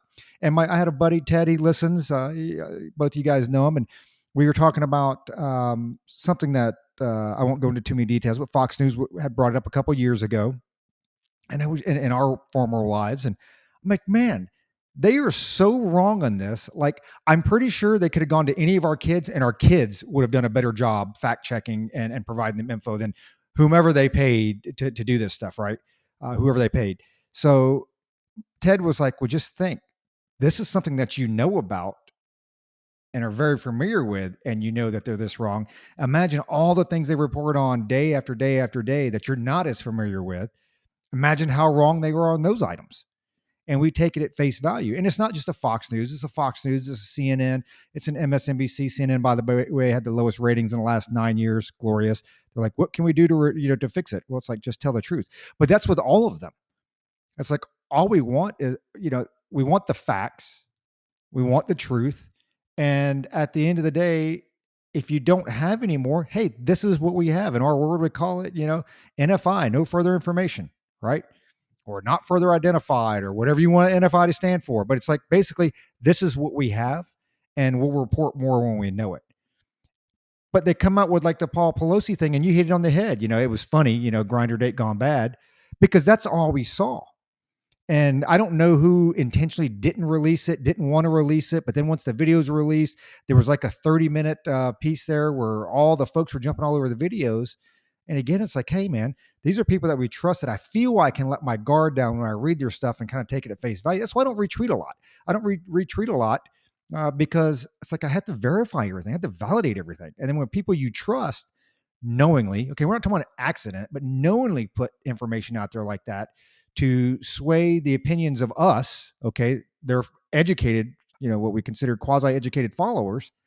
I have a problem with that. And so then you just get to the point where you don't trust anybody. And in fact, you could even say I trust them less because it's the insider threat, right? Those are the people that you trust to steer us the right way, or to give us, guidance and information. Hey, go pull these threads that are intentionally misleading us. What's up, Luke? You look like you had something. Enemy. Near enemy. There you go. We call that. Is that a new term? Yeah, the near enemy. No. That's yeah. That term dates back to like 600 A.D. when the Prophet Muhammad wrote his glorious trope or tome, I should say. There's the near enemy and the far enemy. The ones you really can't trust, the ones that are going to betray you the most, are the ones who are within your community. Who are actively working against you to manipulate you or whatever. And that would be within the Muslim world, people who are Muslims, right? Who are actively working against you to manipulate you. And the far enemy, the ones you want to kill later, are, the great Satan, like as Iranians would say, the U.S., for instance.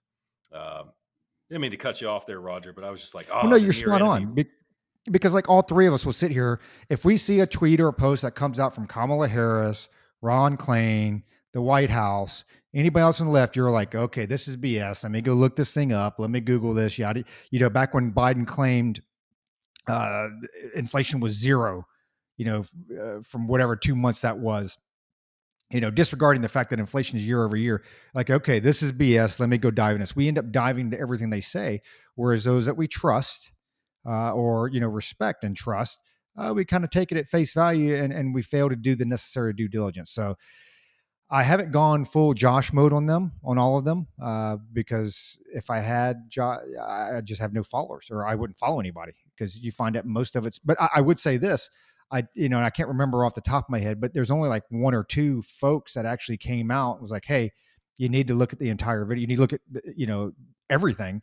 But I'd have to say, like, dude, 85, 90, 95% of the conservative pundits that I follow jumped all over that thing. Well, yeah, even we did a little bit, because sunlight's the best disinfectant. We didn't have the video. Well, no, I'm talking about like, after everything had come out. I'm not really? talking about the very beginning when just the Okay. video, because at the very beginning, and you guys can correct me if I'm wrong, the only thing that was released was, well, actually, it wasn't even the body cam.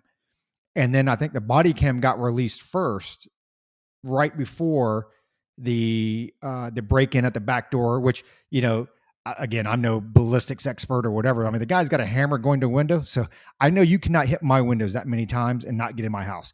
I mean, it had to be like some thick bulletproof, there's glass and stuff going everywhere and they get in. But anyway, it's the whole story that they tell. At the very beginning, you only get the one video. And again, it leads me to, well, why'd they just release the one video? If you released all three of those pieces together, the 911 call and both videos, I think for 95% of us, it's a non-story, right? I mean, we make Yeah. fun of it. Yeah. It's one of those things, man. I was talking to one of our listeners, Dina. We were, I don't remember. I have a text message group with some other friends other than you guys. I got to branch out a little bit. I can't just have two friends. I got to have others too. And I said something. Oh, I'm watching. I saw this on Fox News, and Dina says, "Fox News." You could hear the disdain. Not that she's not a conservative liberal. I'd say she is the most like centrist person. Like just total common sense. And I'm like, Dina, you should go back and listen to the podcast. I think Roger, Josh, and I have all agreed we kind of watch Fox News for the entertainment value of it. That's not where we consume our news.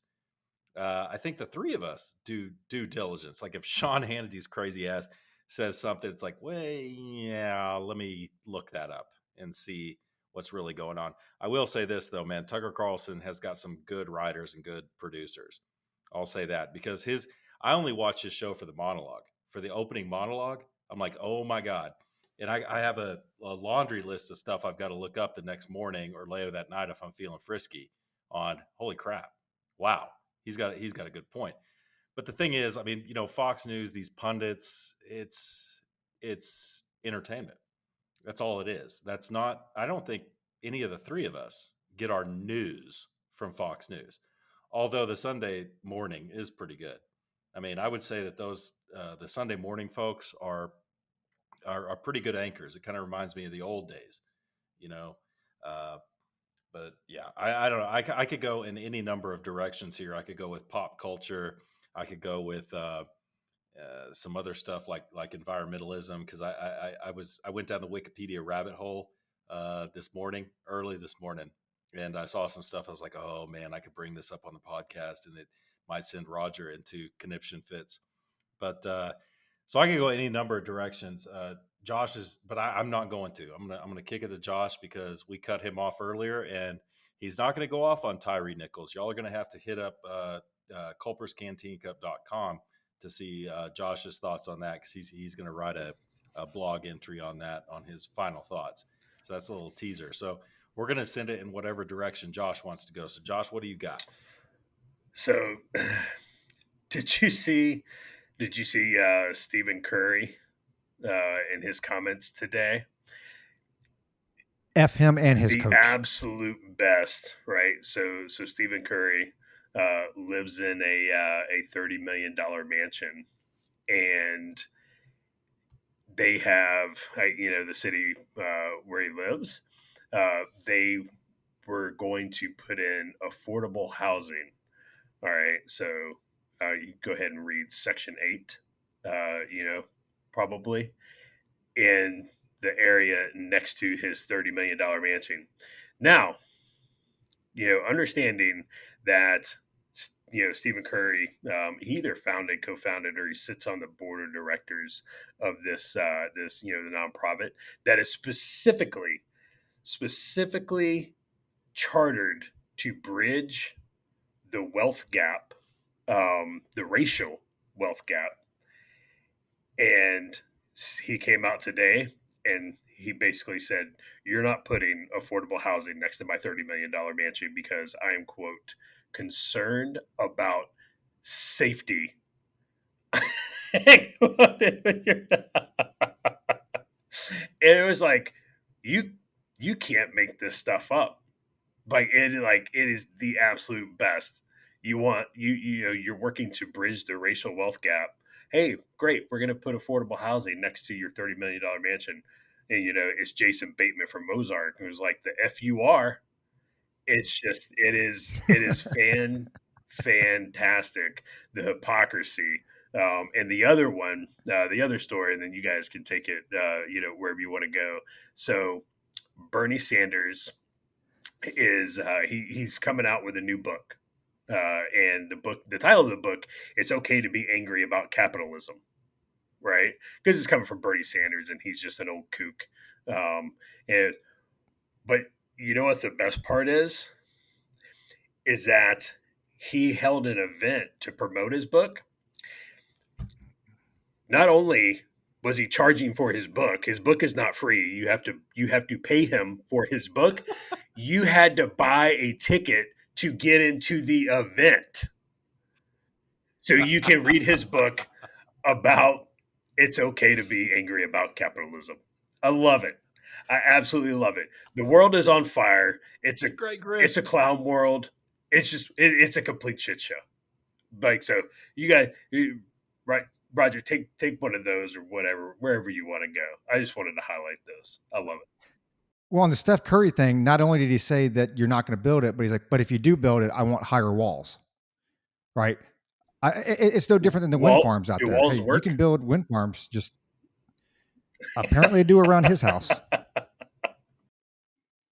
Okay, it's no different than was it Kerry and but hey, wind farms? Yeah, you need to build a wind farm. Oh, not off my beach access home. No, no, no, no, no, no, no, no. I don't want to see that. You do it off your home. So we threw up a poll earlier on Twitter a couple of days ago, maybe about a week ago now. Kind of want to get both your opinions on it. And my numbers were a little bit off compared to what later came out. So you had the Fair Tax Act. And this is pretty interesting because I haven't worked the numbers out, and I guess I'll leave this up for because we're not going to delve into all the numbers here, and especially personal finances or whatever.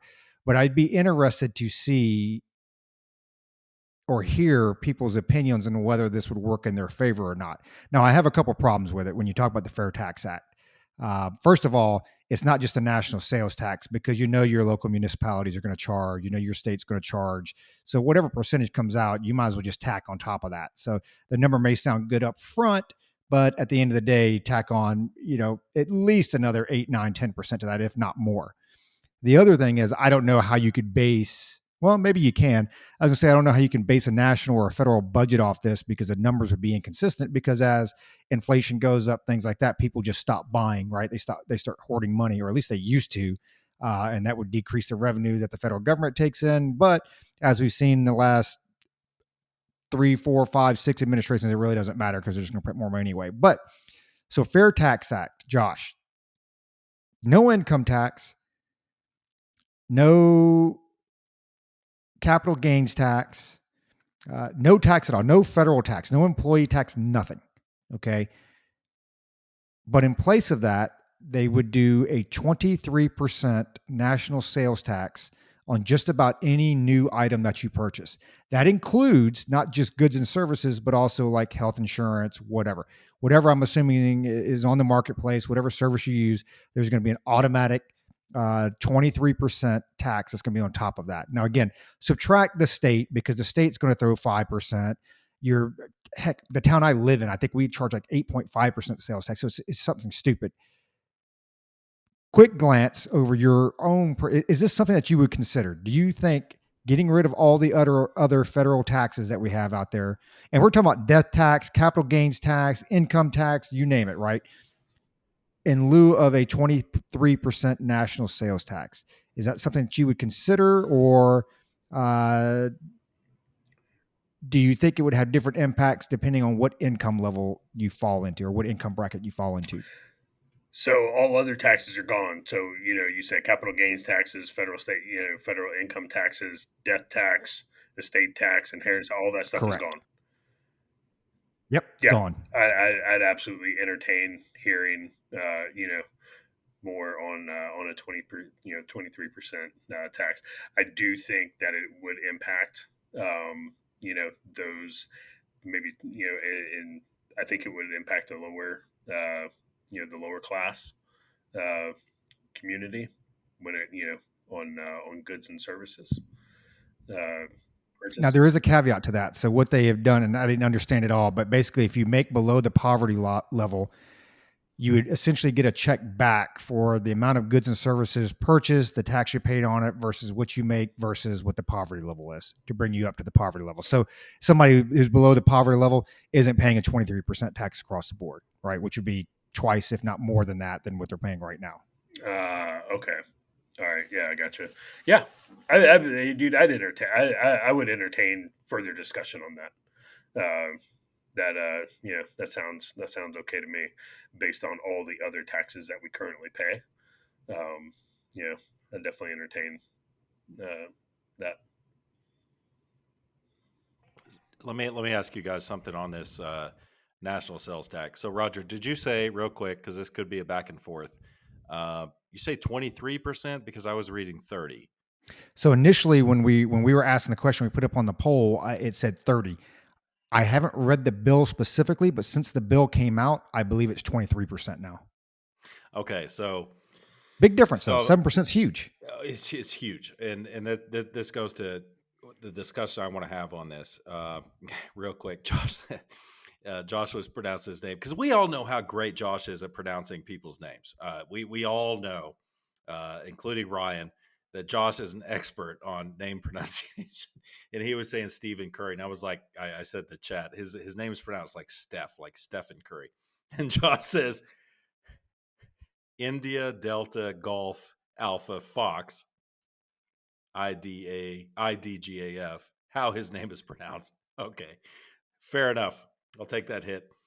So, but back to my question. So, Roger, vehicles. Let's go with two big expenditures that a lot of Americans make. Vehicles. You buy a vehicle. Okay, is that a 23?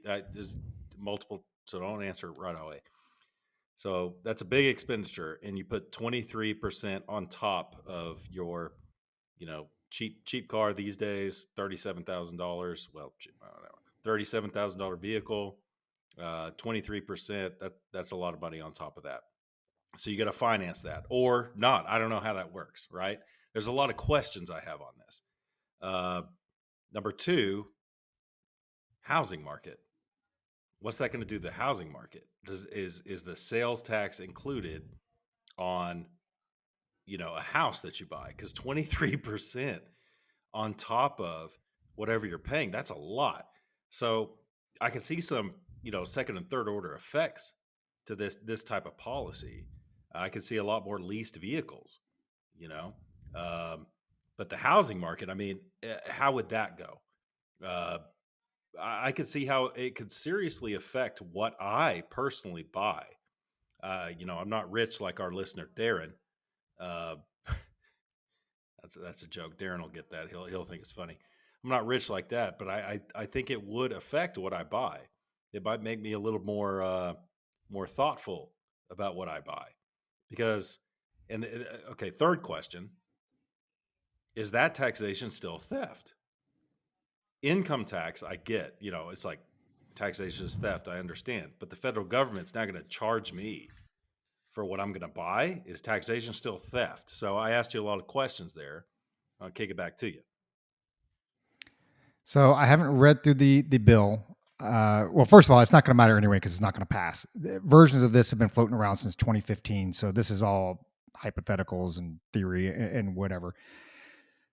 And I think it would come down to having to work the numbers out because I hadn't looked at an actual home and what you would end up paying on that. And Josh hit on the head where it could impact lower income folks. But let's say your family makes $100,000 a year and or above.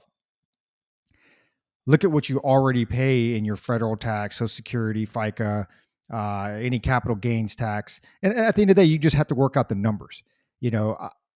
What I do like about it is I like the fact that it's essentially a consumption tax, right? So whatever I buy, I'm going to pay tax on it.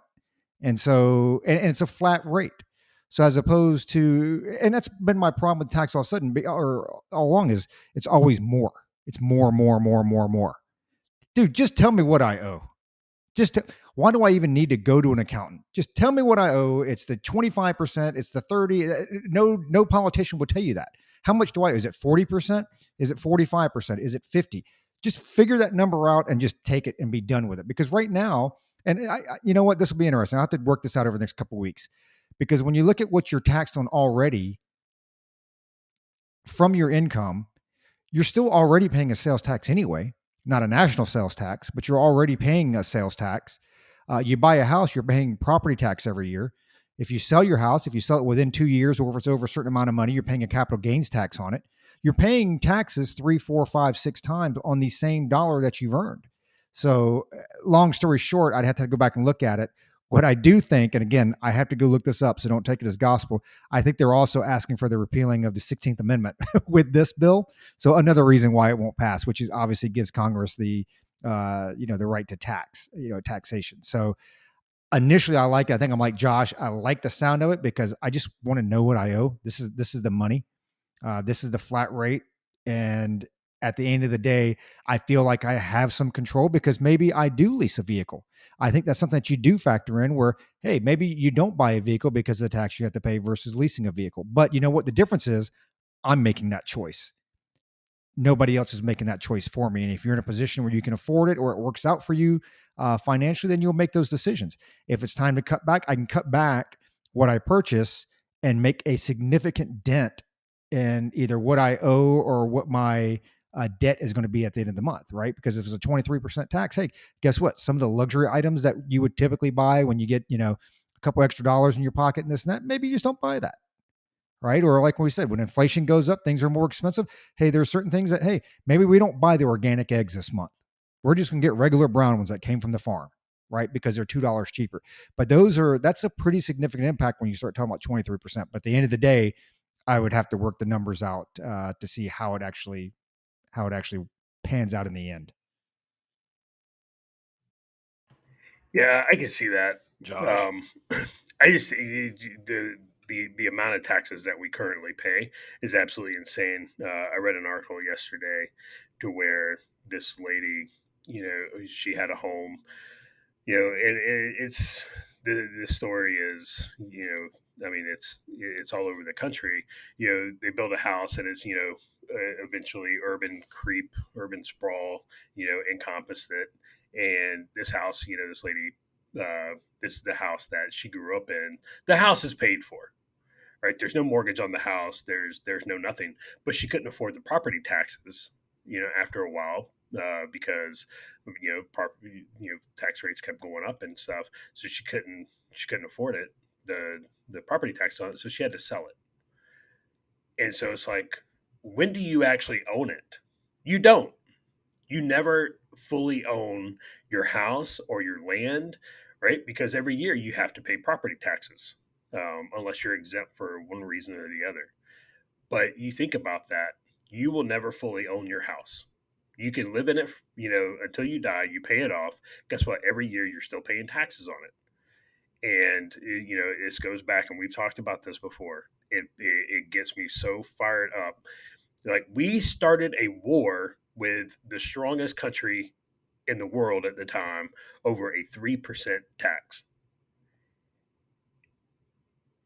And here we are, like, oh, well, 23, 30%. Okay. Yeah, we can kind of get on board with that. Like, it's crazy. The amount of taxes that we pay is absolutely insane. And the government turns around and they are not good stewards with our money. They're not good stewards with our money. Here, and Luke's talked about it before, does this pass the Joe six-pack test?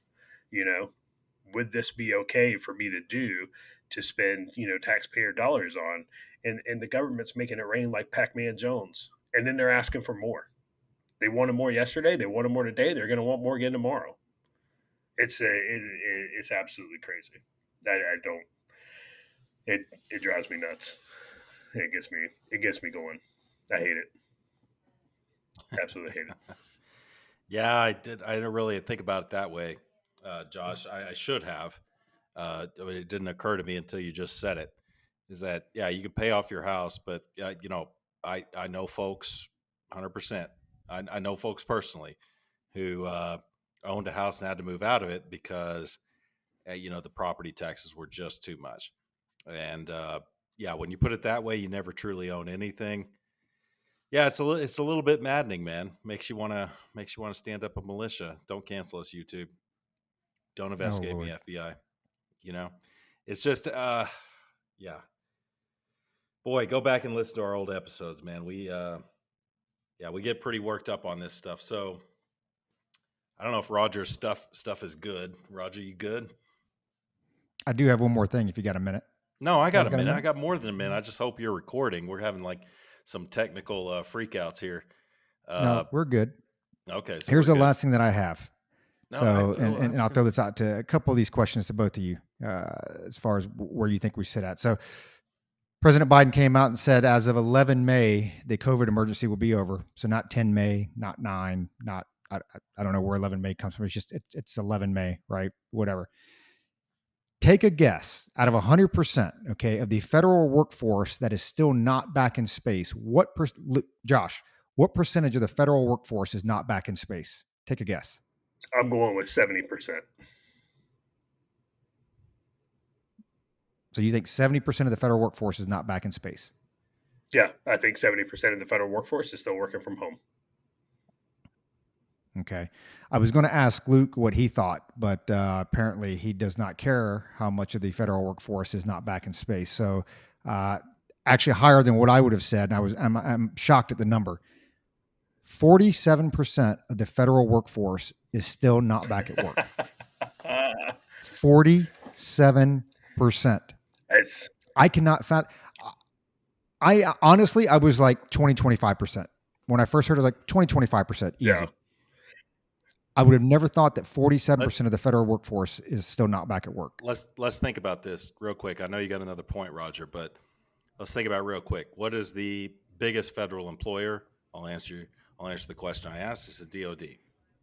The second is the VA, and the third is DHS. Okay, and then you go down the line from there.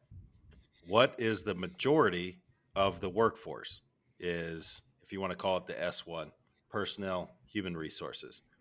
So it's like that, honestly, that number does not surprise me, because if I was a federal worker, I would tell you that I would know that a lot of people are still at home managing payroll, managing, basic human resources stuff. So it actually kind of doesn't surprise me at all, really. So I'll just throw that out there. Now, I will caveat this, and I'll go off my little rant here and then kick it out to you guys, because there are certain jobs that can be done at home, and it is a cost-saving measure. And some of us are actually more productive working from home than others. Okay, I'll leave that out there. That's there. We see it in the commercial sector all the time, and there's probably a role for it in the government space. Okay, but here's what kills me. Here's what shocks me, and I'll just go through a couple of these. I won't read them all, but so there's disagree, neutral, agree. And it's broken down like disagree completely, disagree mostly. I'm not going to go through all that crap. Disagree, neutral, agree. I feel physically safe to return to work in my agency's office. 32% agree, 52% disagree. I'm concerned about contracting COVID-19 if I work in an office environment. 26% disagree, 64% agree with that. COVID has become more of a convenient reason for federal employees to not have to return to in-person work than a real physical threat. Obviously, 29% agree with that statement and 59% disagree with that statement. My agency can safely and effectively return its employees to work in our offices at this point. Obviously, 58% disagree with that, 27% agree. And it goes down. Federal employees are generally more productive when working remotely and or via telework. 66% agree, 17% disagree. My job duties can successfully be completed via telework. 77% agree, 14% disagree. My agency's mission, and going back to what Luke was saying, the majority of your federal employees, my agency's mission can be successfully carried out with maximum telework flexibilities in place. 72% agree, 17% agree. What bothers me with this whole thing is I do not blame anybody for wanting to work from home. I feel very fortunate I've been able to work from home. I know Josh does as well. I know Luke gets to work from home every now and then. We've spent a lifetime, a career working on the road. My problem is just call it what it is, man. Because these same folks, these same people that sit here and say they can't go back to work because of COVID-19, they can't go back to work because they fear for their lives, they can't go back to work because there aren't protective measures in place. I see them at Santan Mall every weekend. I see them out at the Walmarts every weekend. I've passed around a picture 1,000 times of the Home Depot in my neighborhood. Where, hey, go to my Costco down the street here, dude. So we had a new Costco open. It was the last piece, and I'll kick it over to Josh. We had No, our kick it to me. neighborhood. I've got I'll to kick say it to you. something. I'm blowing up.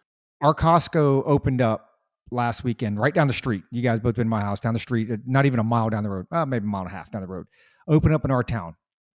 And I don't know the complete, I don't know the exact numbers. I'm kind of spitballing some here, but the 1 day sale in that Costco was like $1.3 million or so. It was over $1 million, right? They had like over 1,200 visitors to the store. And of any other opening gas station in the country, they had the highest sales of gas. Okay. These same people are scared to go back to work because of COVID-19. And my problem with this is I don't call it what it is, number one, but two, look at how many issues, and our listeners out there know, our viewers out there know, look at how many issues you have getting through to any type of government agency to get any type of support or any type of assistance for anything that you may need. That is my problem with it. What say you, Luke? Okay, I'm trying to calm myself down here a little bit. Now, I know you guys like working from home. I know you do. Me personally, I do not like working from home. I think I could if I had to. But if I have a choice, I want to get out and go somewhere. I'm fortunate enough because, I think sharks have this thing where they have to move around or they'll die. Sharks move around in the ocean because it oxygenates their blood and all this stuff. I feel like I'm kind of like a shark like that. I got to keep moving. I got to keep moving around, and that's probably to my detriment. But that's why I feel like I got to get out of the house and work. Now, I think I could work from home if I had to, but I prefer to get out of the house. I know you guys like working from home, and you're like, I'm more productive. Both of you guys are. You're able to do that, and that's a credit on you. Now, the problem is if you apply that, if you two guys in particular apply that to everyone else, you are seriously mistaken. You are seriously mistaken because those 17%, the 14%, the 10%, the 12% that Roger was talking about, agree, disagree, all that stuff, that 17% are truthful people.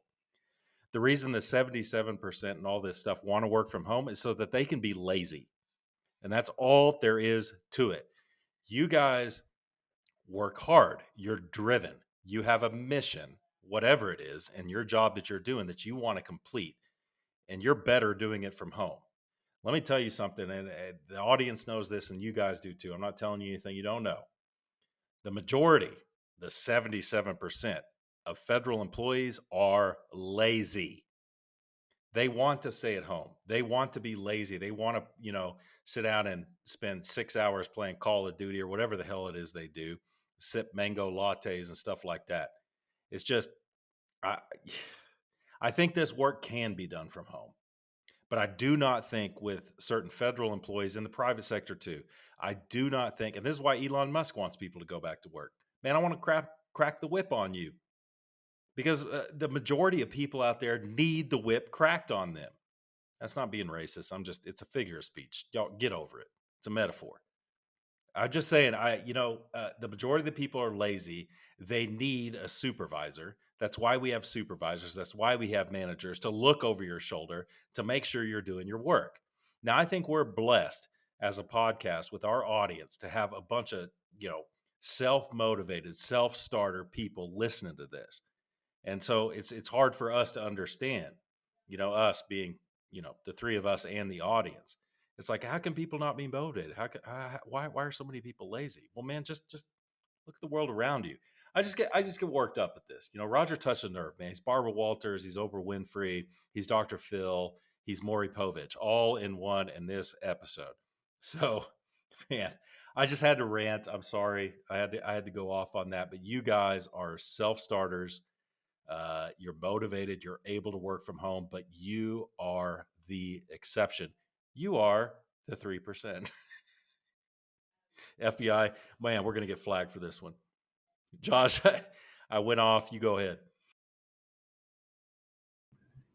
Yeah, I don't disagree with You're on. anything you said, um, but I think that people need to need to accept the fact that COVID has changed the work culture in the United States for the foreseeable future. There's going to be a number of companies, a number of organizations, both private and USG, that are going to transition to that hybrid work environment. It's like, hey, you come into the office on Tuesdays and Thursdays.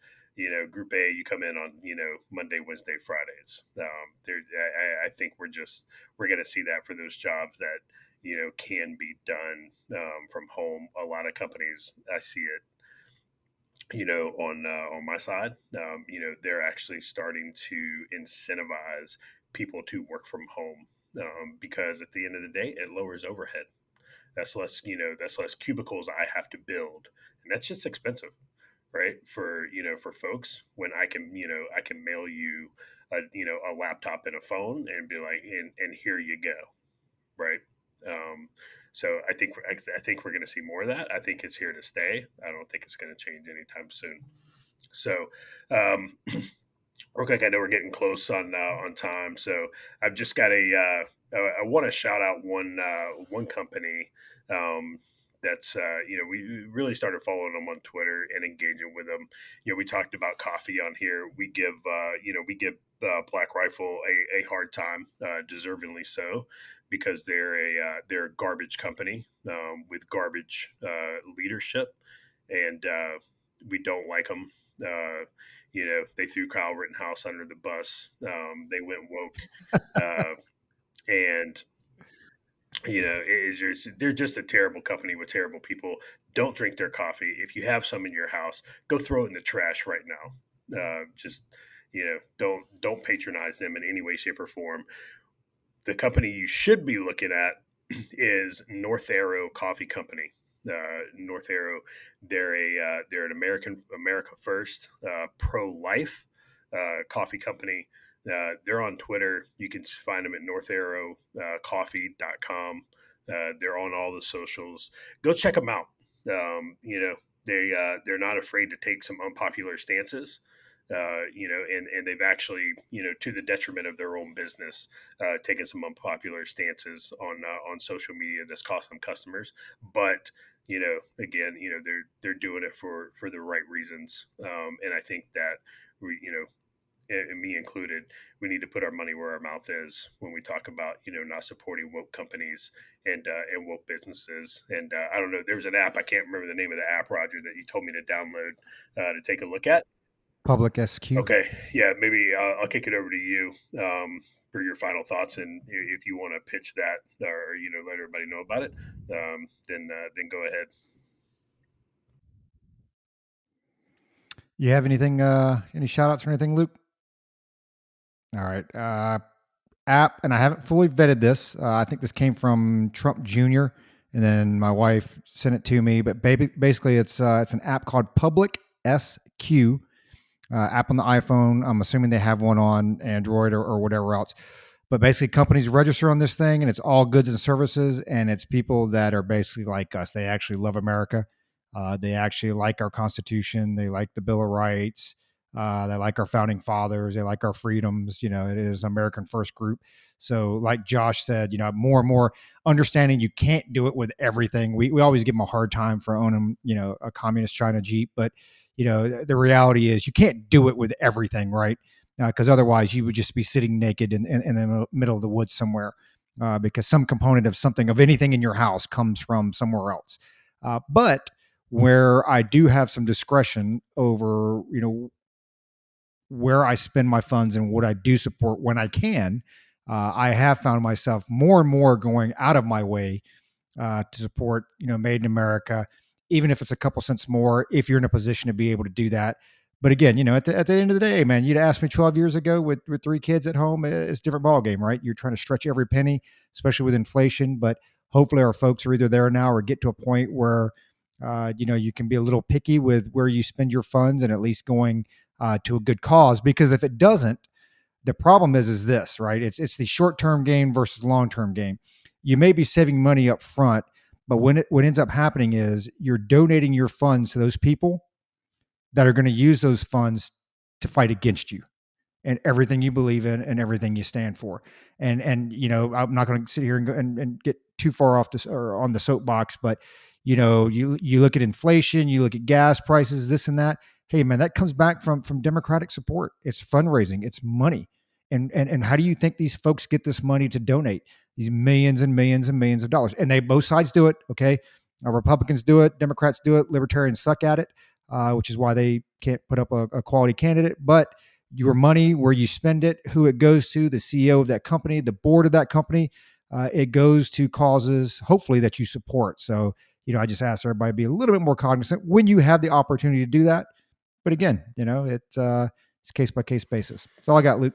That's great points, Roger. And I feel more and more the same way every day. When I'm at the store, at Walmart, wherever, because I shop at Walmart because that's how I roll. I I always look at the made in China. Made in China. Nope, not me. I'm looking for the made in America. So I'm with you on that.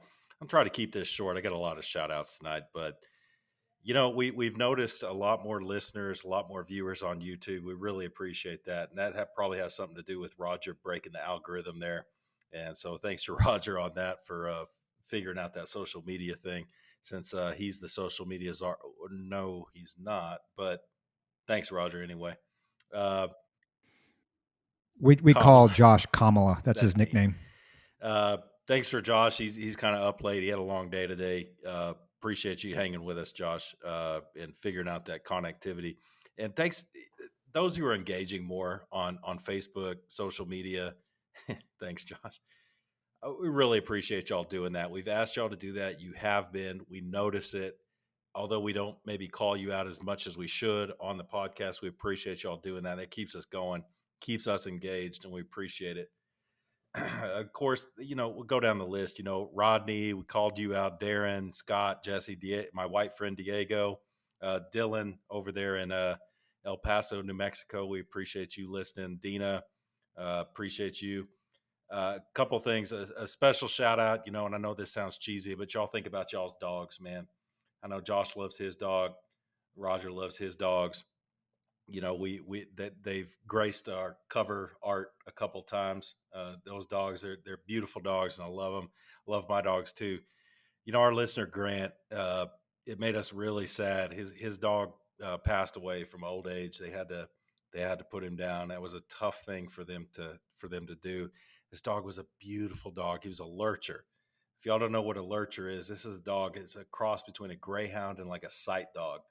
And these things are just fast, and they're so instinctual. We couldn't bring our, when Flynn, his dog, would come over, we had to put our cats away because this dog, as well behaved as he was, he could not help himself. He saw the cats and he was just like, he went into instinct mode. And it's like, it was years of breeding, probably hundreds of years of breeding these hunting dogs. He was just a beautiful dog. And, it's just a sad thing to see him go. Dogs sometimes we have more feelings for them than humans. And it's a sad thing. So, Grant, I feel for you, your wife, Deanne, and we'll see you soon over President's Day. And we feel for you.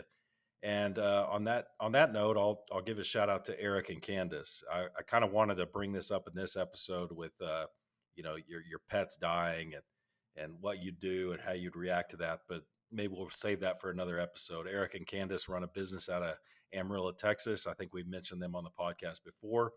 And we'll give them a shout out. Maybe we'll talk about that later, what to do with your animals after they go.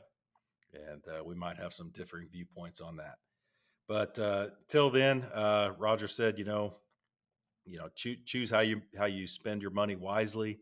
And we appreciate y'all choosing to spend your time, which the three of us agree is the most valuable commodity on the list of this podcast. So we'll close it out by saying, don't be like Corn Pop, because Corn Pop was a bad dude. You know what Corn Pop did not do? He did not keep his canteen cup full and tightly secured.